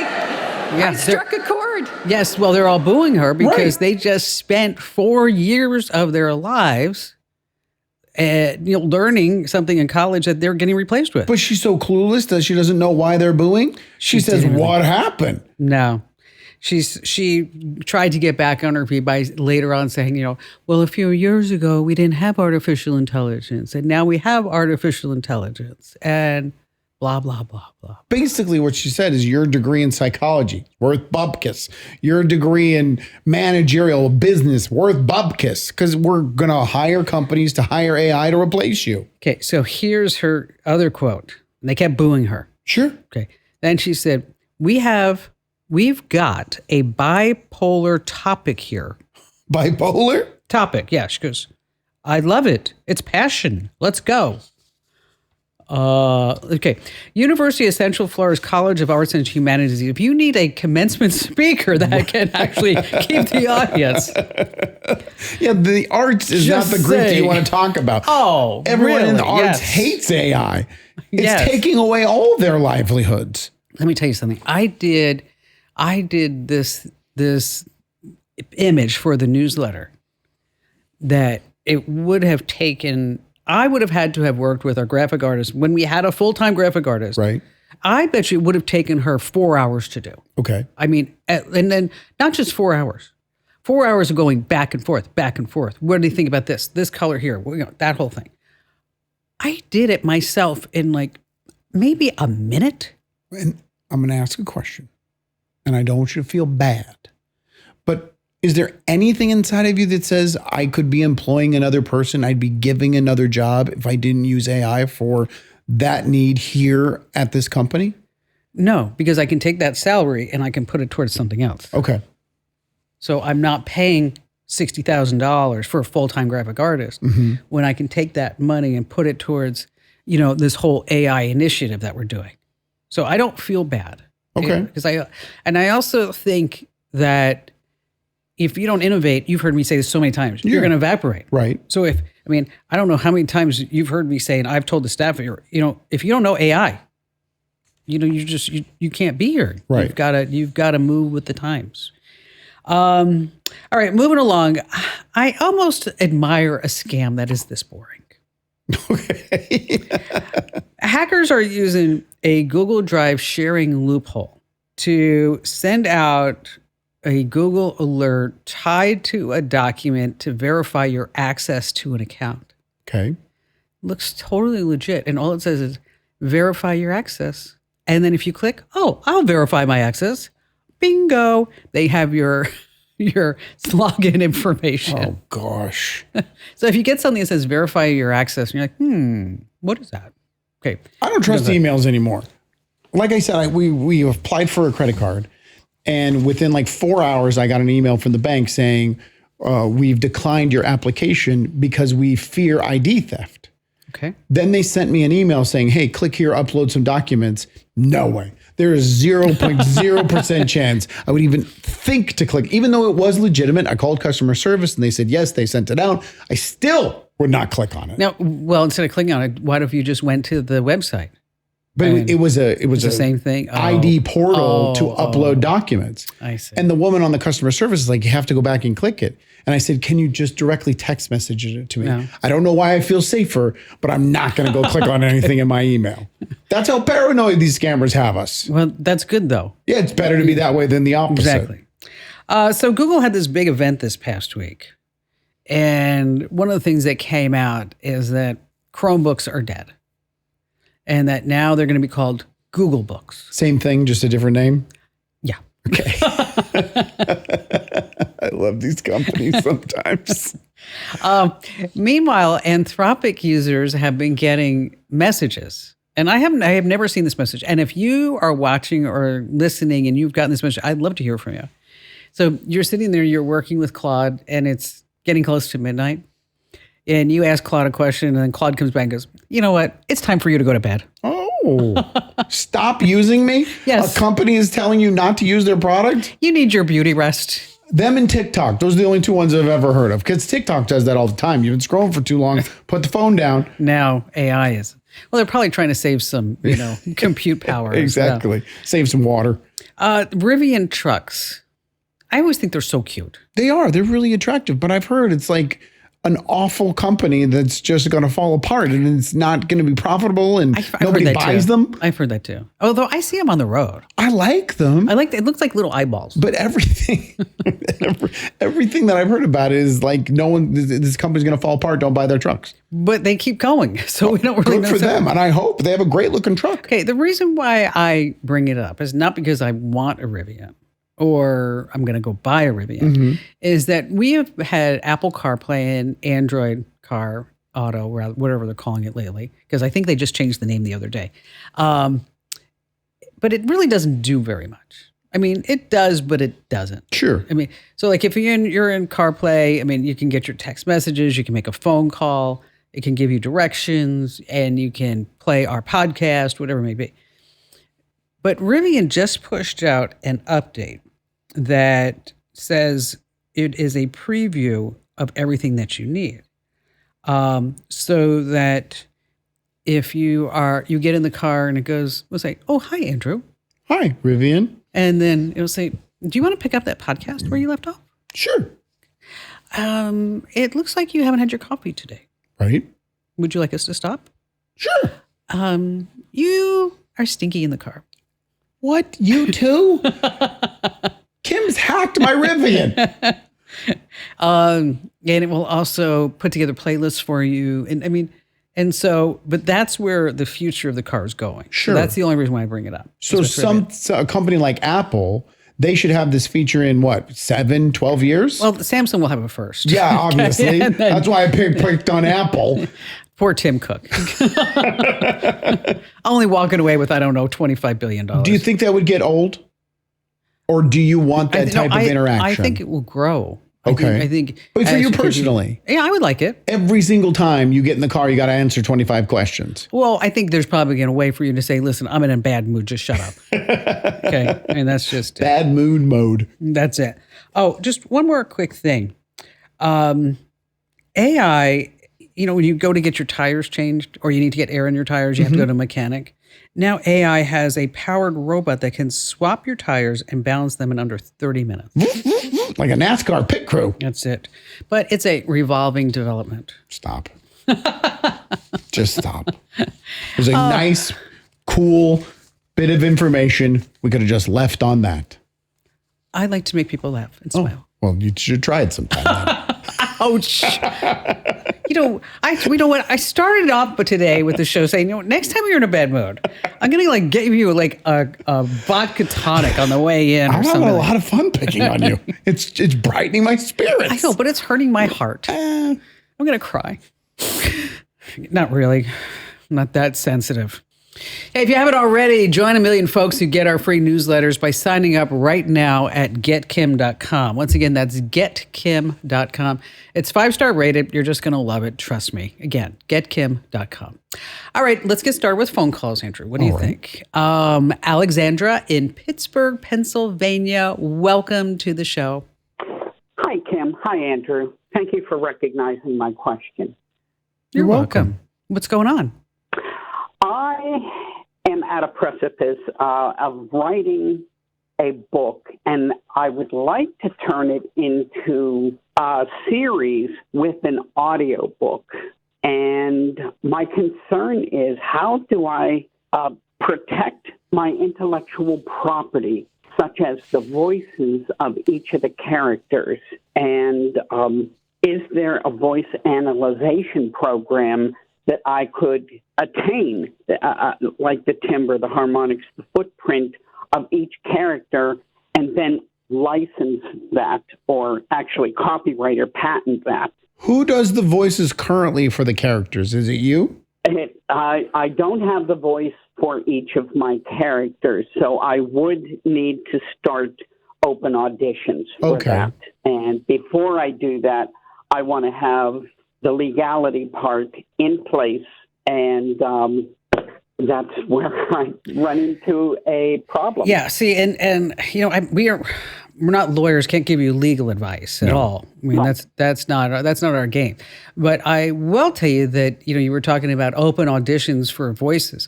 I don't know if you've ever listened to any of the AI voices, but they're phenomenal. Understood, but AI cannot be a part of this. In the book world that I have been researching, many authors and book companies, when you tell them there's AI, they're a little shy because they don't know if it's authentic original. That's true. But the AI, but the AI voices would just be voicing whatever you have written. So, but I think you would be remiss in not using artificial intelligence, at least to do a whole bunch of things, to look at the quality of the story, to look at to see what the cadence should be, and if this is something that you could have other people, you'd be like having almost a third party evaluate the viability of this book. There's a prompt called a pre-mortem. Have you ever heard about that? No. Pre-mortem. It comes from Harvard Business School. Is that you feed your idea into AI, and we have the pre-mortem quote over or prompt rather, on our website. So you feed your idea into AI using this pre-mortem quote, basically to say, my business has failed. This was the idea. This was what I was trying to do. So tell me what I could have done differently that would have prevented that failure. And you don't have to be on the brink of failure. You're just doing this to see what improvements you can make, even if it's a successful business. Before you even launch it. Yeah. Okay. So I would do this with your particular book series, and then I'd also look at these AI voices. We use them here for commercials, things like that. You can change the cadence and all kinds of great things like that. But as long as you pay the monthly fee. But if you do want to do open auditions, and if you are looking for voices, there's an organization called Pratt, that's PRAAT.org. And just go over there, read their materials. That's where you can start looking at really getting into the legality of different voices. But if you do need a copyright attorney, that's not us. No, absolutely. Or you need to have somebody who actually knows what they're doing in that regard. I wouldn't even come to us to fight a parking ticket. For that, but yeah. I think I could do a parking ticket. I wouldn't trust me. I put it into chat. I once stayed at an Airbnb that had 11 hidden cameras. 11? Did you find them all? Yes. It's almost like a game, like Pokemon. It was really easy because I was on the TV and I just scrolled up because you can normally see some hidden cameras if you go past all the channels. And I saw like 1, 2, 3, 4, 5. Oh, wow. And 47% of Americans say they found a hidden camera in a rental. And so what you want to do is do a sweep. We've got all the steps on how to do a sweep. Basically, you're going to see if you see any light reflecting. But if you truly are concerned about this, you want to get a hidden camera detector. Okay. And they're like $30 on Amazon. And they work? They do work. It's looking for RF. And in case you need the best one, just head over to the website. We've got links. And just reminds me of a joke. Can't wait to hear it. Who is the patron saint of security cameras? Saint Francis of CCTV. You couldn't even get it out. I was laughing while I was doing it. That's why. You were giggling at your own awful joke. And that's why I'm laughing. It's adorable. Oh, thank you. All right. So she was moving her family from Texas to Spain. New baby, and she needed to sell all of her furniture. So she went on Facebook Marketplace, and it was a nightmare. And then she said, you know what, this is terrible. I need to come up with someplace else to sell all my furniture. So she's smart, and she goes, I'm just going to use AI and build another platform. Okay. Isn't that crazy? That is weird. I think that's fabulous. It's called Sail Away. She was featured in Business Insider. And Johanna Absug is here to tell us that it's actually something that's amazing that she's doing and how she's getting it all together by using something that's called vibe coding. Do you know what vibe coding is, Andrew? Of course I don't. Okay. Help us out here, Joanna. Help us out. First of all, hello. It's lovely to be here, and I've been really enjoying the show. And I just wanted to say that, yes, Claude Code has told me to go to sleep before. Oh, it wow, has? You got one. Good. Yes, I am one of them. How much time? How much time are you sitting there using it before it says go to bed? Honestly, I don't think it has any sense of my time zone because it's happened in the middle of the day before. Okay. Oh, wow. Yeah. Okay, so define for us vibe coding. Vibe coding. So vibe coding, this is kind of a definition that's bothered me, right now at least, it seems like a very wide definition. There's people who have absolutely no technical or coding background doing it. And there's people who are engineers at Fortune 500 companies that are vibe coding. So vibe coding is basically using the AI and you input prompts. And from those prompts, you can get actual code. And with that code, you can build things, which is really exciting to me. And so you used those codes to build Sail Away? I did. Sorry, there's a cat here. Yes, I started out with ChatGTP and I was not happy with it. And then I switched to Claude, and then I just kind of started looking at all the ways to optimize that experience. And yeah, I'm all in on Claude right now. You know what? We're using Claude all the time. Mm-hmm. It used to be, I don't know if you saw this, Joanna, but it used to be maybe a year or so ago, maybe a little bit more, where it would, 1 week Gemini would be fabulous. And then the next week, perplexity might jump in. But no one even brought up Claude. Yes. It was an afterthought. I know. It was nuts. Yeah. And then That it just, worked out. yeah, now it's like, whoa, I love Claude. Okay. It came up to me and it said, you're giving me $100 a month. Can you give me $200 a month? And I'm like, sure. Yeah. I was just going to say, it's the only email bill I get that I go, okay, that's fine. So now how are you competing and how is your business doing against the likes of Facebook Marketplace, where there's billions of dollars and millions invested in engineers? Of course. Well, let me just preface this to say that I've just started out. I mean, with launching Sail Away to the public. So when I used to sell my stuff, it was more of like a personal prototype. Okay. And I haven't advertised it at all. So how I'm doing as competition right now is not at all. I love that. Yeah. But in addition to that, I don't think I'm trying to be competition. It's more about, for me, in the situation that I was in, where I was moving and I had a lot of stuff to sell and I had a deadline, Facebook Marketplace just wasn't made for that. And neither was OfferUp, and neither was any of the other platforms that I tried to use. So I don't really see it as competition, but something that's kind of a supplement to what you're already doing.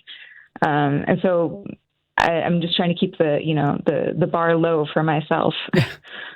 The number one thing I hate about Facebook Marketplace is the scammers, where you'll put something up and within 12 seconds you get a response of someone saying they want to buy it, but first you have to send them 2 Apple gift cards because they can send you Bitcoin in exchange. Is that something that you're looking at, and do you have a way to prevent that? Yes. Well, I think I do. So that is aside from actually listing the items and the time it takes to do that, a big time waste, especially if you're doing a big move, is dealing with the people that want to buy your stuff. Yeah. And so the way that I configured, I guess, Sail Away is that it's really not focused like these other platforms around the chat between the buyer and the seller. It's more like business up front and party in the back. I don't know. It's a mullet. But it's about the buyers send their offers first, and it can be on 1 item, it can be on 10 items all in one. And then there's the seller has 24 hours to respond. So it's kind of like a ping pong. And you don't actually talk with each other until you've agreed on a price. Oh, I love that. That's great. Yeah, so it's pretty low risk. And then, if you have items that the buyers want more information about, they can ask questions about it, but that's not part of your main inbox of information. So it's really easy to kind of get to where you need to be. So how many hours do you think you have invested in this? Oh boy. Lots. I don't know. Sounds like it might be 2 or 3, Kim. Just a couple. No, I started, so the personal prototype, I put a lot of hours in on its own. But as far as when I really hit the ground running using Claude Code, I've been working on it for maybe 5 months now. Now, do you have a programming background? No, I don't have a programming background. However, I'm a designer, and I've worked with startups basically for the past 15 years. So I have insight into that world and how horrible it can be. Yeah, it can be. And brutal. Yes. And so I have those expectations kind of in the back of my head all along. But it really is just about me loving building things and coming up with solutions. And because this was a solution for me that worked, I actually sold stuff from it. It's something that I really wanted to share with other people. I love your story. I think it's so amazing that thank you. That you took a design background, not knowing. I thought you had a little bit of programming experience, but not having any makes it even more remarkable. That just get in there and build what you need, and which think about the great equalizer. Without AI, you would not have been able to do this. Well, you could have if you really wanted to, right? But But it would have taken years. Yeah, it would have taken years. And then of course, what happened, which doesn't always happen, which is not happening right now, is that when you would actually program something to have it work on Apple or on Windows, is that they would change the OS. I know this because we used to develop software. They changed the OS, and then all of a sudden your phone's ringing like, it doesn't work anymore, Kim Commando. And I'm like, oh, no, you people at Microsoft, I hate you. Back to the drawing board. I hate that. So if you are sitting there thinking like, I wish I had something that would do X, Y, or Z, start looking into vibe coding. And we actually have a tool, not Claude, another tool that we're going to be talking about in our next AI newsletter coming out this Thursday, splashupai.com. And we always have a tool of the week. This tool is specifically made for you to do vibe coding. So you don't want to miss that. Make sure that you sign up right now. That's splashupai.com. Do you sit in a lot of meetings? No. Well, maybe 2 meetings a week. Yeah. I hate meetings. I don't know why you people do them. I can't stand it. I mean, at the end of the meeting, you have like 11 different versions of something. And then somebody says, I think we're all aligned. Not a problem. My buddy who works for a financial company has a meeting every single day with his entire team. And prior to that, he meets with a subset of that team so they can get ready for the meeting. That's ridiculous. Oh, I would just walk and right off a bridge. So if you have a meeting, the next time, make sure that you actually, before the meeting, have a transcript. And if you want to be polite, you can tell everybody in the meeting, I'm going to be taking a transcript to the meeting. But I think it's pretty much assumed right now that if you're in a meeting, somebody's doing a transcript. And then there's this prompt that you want to use with GPT, Claude, Gemini, Grok, or whatever your company allows. Turn the following meeting transcript into a decision memo for the team. Don't invent decisions. If something's unclear, label it as unresolved. Format the memo with sections. Suggest a follow-up message I can send to the team. Say what information's missing, and use plain language and be direct. And then you send that out to the team, and then the team will sit there and go, whoa, Kim just wrote us this long memo. She actually paid attention during that meeting. And normally it's like 3 sentences. Bob, do this. I was shopping on Amazon. The whole time. Do you know Jeff Bezos' rule about meetings? I don't. 2 pizzas. If you cannot feed the team with 2 pizzas, you have too many people in that meeting. That's an interesting... do they actually feed them the pizza? Or it's just a barometer? It's just a barometer. Darn it. No pizza there. Hey, listen, there's a new trend online, Nana Maxing. Have you heard about that? Well, I vibe code Nana Maxing all the time. It's pretty much the bomb. Stay right where you are. When you need to build up your team to handle the growing chaos at work, use Indeed Sponsored Jobs. It gives your job post the boost it needs to be seen and helps reach people with the right skills, certifications, and more. Spend less time searching and more time actually interviewing candidates who check all your boxes. Listeners of this show will get a $75 sponsored job credit at Indeed.com/podcast. That's Indeed.com/podcast. Terms and conditions apply. Need a hiring hero? This is a job for Indeed Sponsored Jobs. Her name is Danielle Crittenden. Okay. She's been a journalist for 30 years. Writing is in the family. Her husband is Atlantic writer David Frum. He's really a great writer, too. They've reported on politics and culture, full range of American life. But on February 16th, 2024, her 32-year-old daughter, Miranda, was found dead in her Brooklyn apartment. A medical situation, medical complication. And so, being a distraught mother, obviously, she wrote a memoir, Dispatches from Grief, A Mother's Journey Through the Unthinkable. She joins us today to talk about loss and love and something that nobody warned her about, the way that her daughter's devices keep pinging even though she's gone. Welcome, Danielle. Thank you so much for having me. Number one, so sorry for your loss. Thank you. And I assume that writing this was part of the grieving process, right? I don't know. As you said, I come from a family of journalists, and I was trained originally as a reporter. And I found it was not so much part of the grieving process, but as a writer, something I needed to cover, if that makes sense. No, I can see that. I just began writing notes about, almost like a foreign correspondent from the land of grief. It was so painful and so strange, and our life had been so destroyed and upended. I just started taking down notes as I would for a news story, and eventually those notes became the got book. Cobbled into a book. Yeah. So I talked a little bit just about your daughter's devices. Yes. Tell us about that. Well, one of the things, I mean, there are so many aspects of grief that you don't expect. And when you lose a child, it's probably the worst kind of grief you can experience.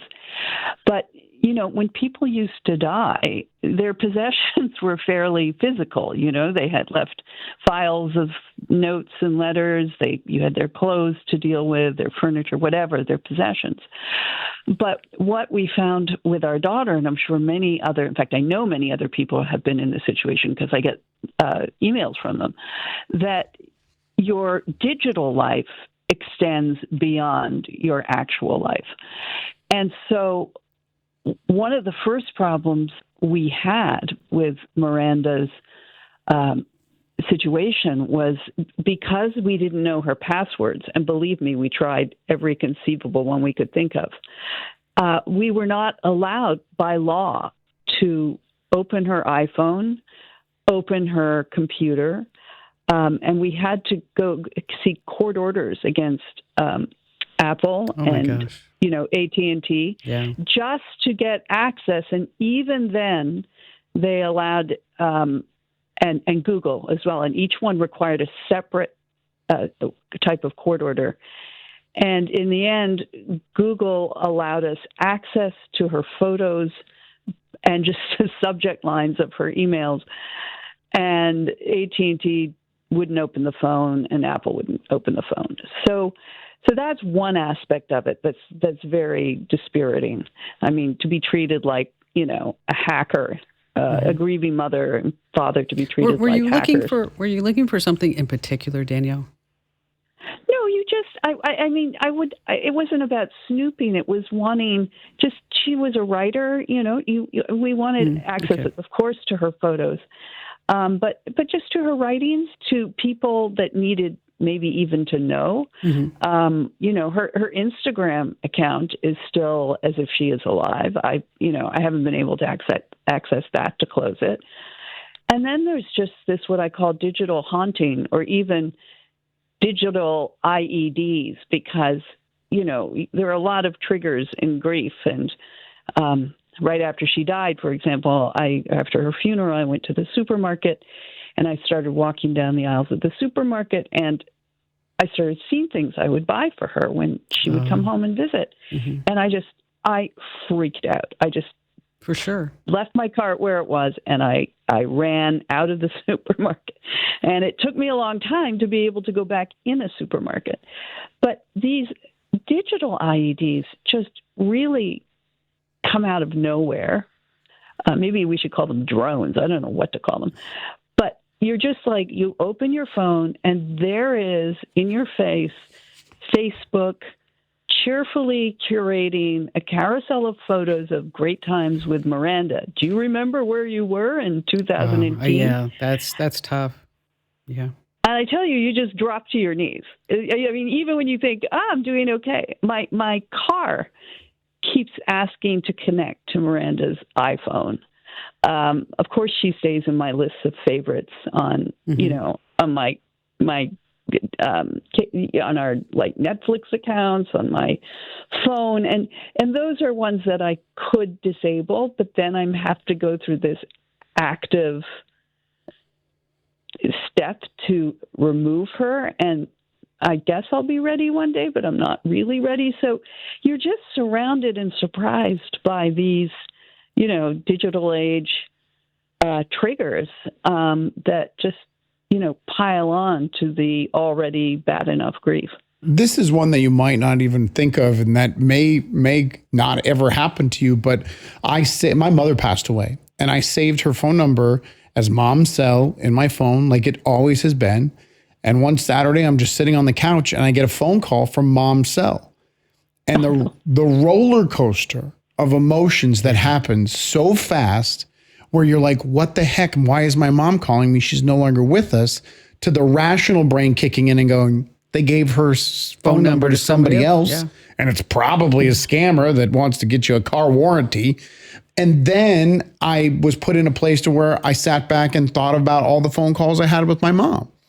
And it was just this crazy roller coaster of emotions, all triggered by the fact that I didn't delete her phone number from my phone book. But Danielle, and you're right, Andrew. I mean, it's nuts. I mean, I was in my email yesterday. Is it yesterday? Yeah, and I have a folder of mom, and my mom passed away.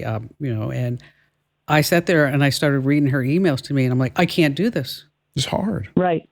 I can't do this. Yeah, they'll pop up. You're right. I didn't even mention texts and emails, and I know they're there, and I would never obviously delete them. But sometimes when you do a random search for something, right? Exactly. It's happened to me so many times. Yeah, they come up, and it's just wow. There's her voice. She's alive again. Cue bawling your eyes out. Of course, yeah. Do you think it helps with the grieving process? What? To have all these constant reminders, or? No. I don't think so. Not at all. She did not sit on the fence with that one. No, because there's the psalm that says, "I have to walk through the valley shadow of death." Okay, you can't go around it. You're not able to jump over it. You have to go through this process. Right. And but then if you get to the other side, but then again you have all these constant reminders, Well, it's also like with her clothes, for example, and some of her possessions. I kept them in a box for a year and a half. She died 2 years ago. And then my wonderful younger daughter and I and my daughter-in-law, we just bit the bullet, took an afternoon, went through them, and it turned out to be kind of beautiful, and we pulled out outfits and remembered them and laughed at some of them. But we had control over that. We had control. That's a good when point. we were going to deal with that box. And this is the thing. I mean, I do have control over my car connection, and that's just me not wanting to make yet that conscious act of erasure, although it does startle me because it just appears. But we don't have control, and we're not permitted control over these digital IEDs. And that's what's upsetting, because they just hit you. Even when you think you're having a good day, time has passed, you think you're doing well, and then you get one of these. And it's just wrenching. Is there a solution?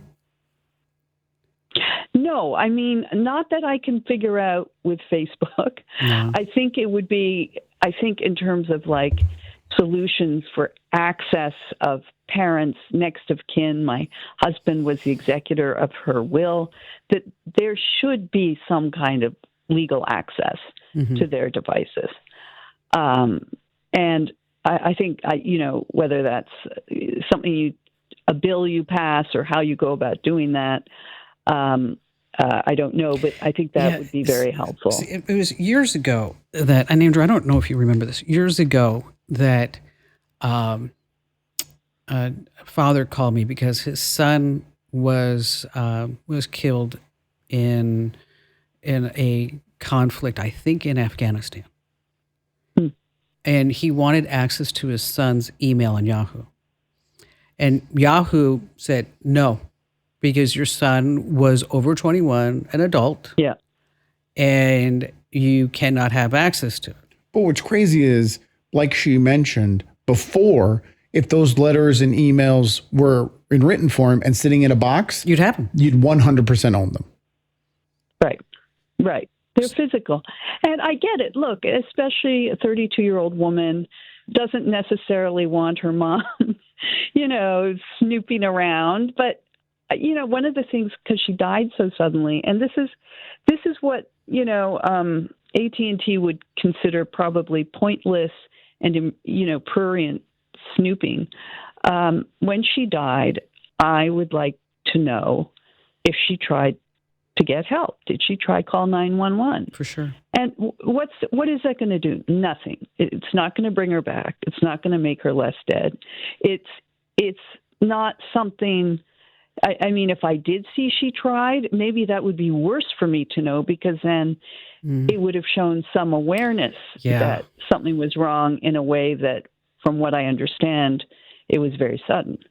So, but at least I would know whether I want to know that or not. Like, at least I would have the choice and ability to look.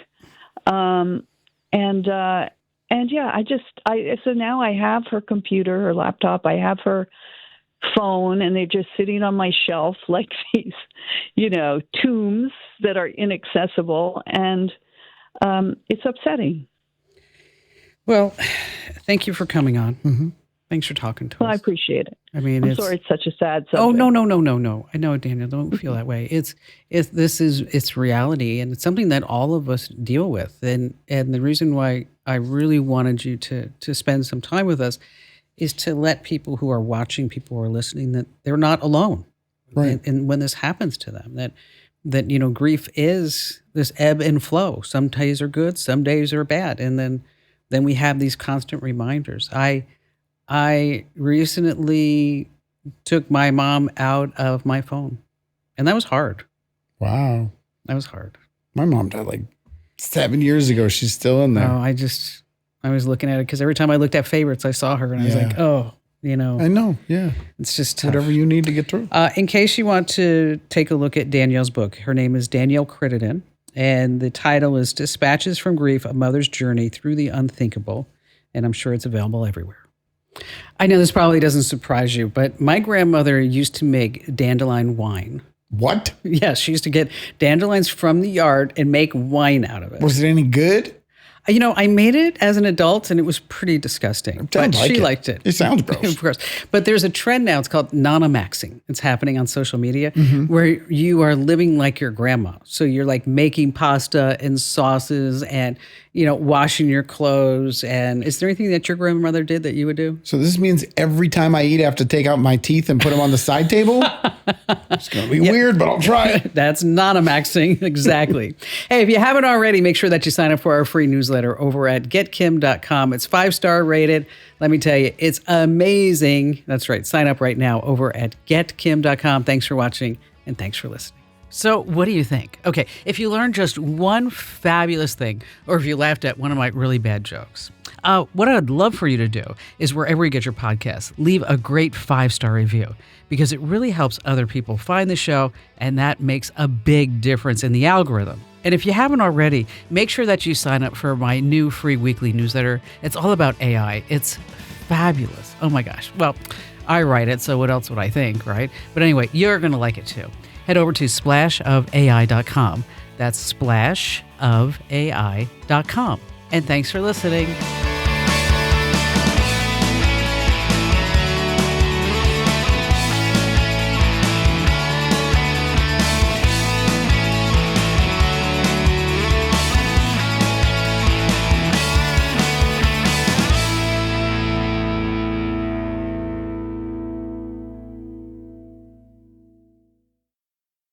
Ryan Reynolds here from Mint Mobile. I don't know if you knew this, but anyone can get the same premium wireless for $15 a month plan that I've been enjoying. It's not just for celebrities, so do like I did and have one of your assistants switch you to Mint Mobile today. I'm told it's super easy to do at mintmobile.com/switch. Upfront payment of $45 for 3-month plan, equivalent to $15 per month required. Intro rate first 3 months only, then full price plan options available. Taxes and fees extra. See full terms at mintmobile.com.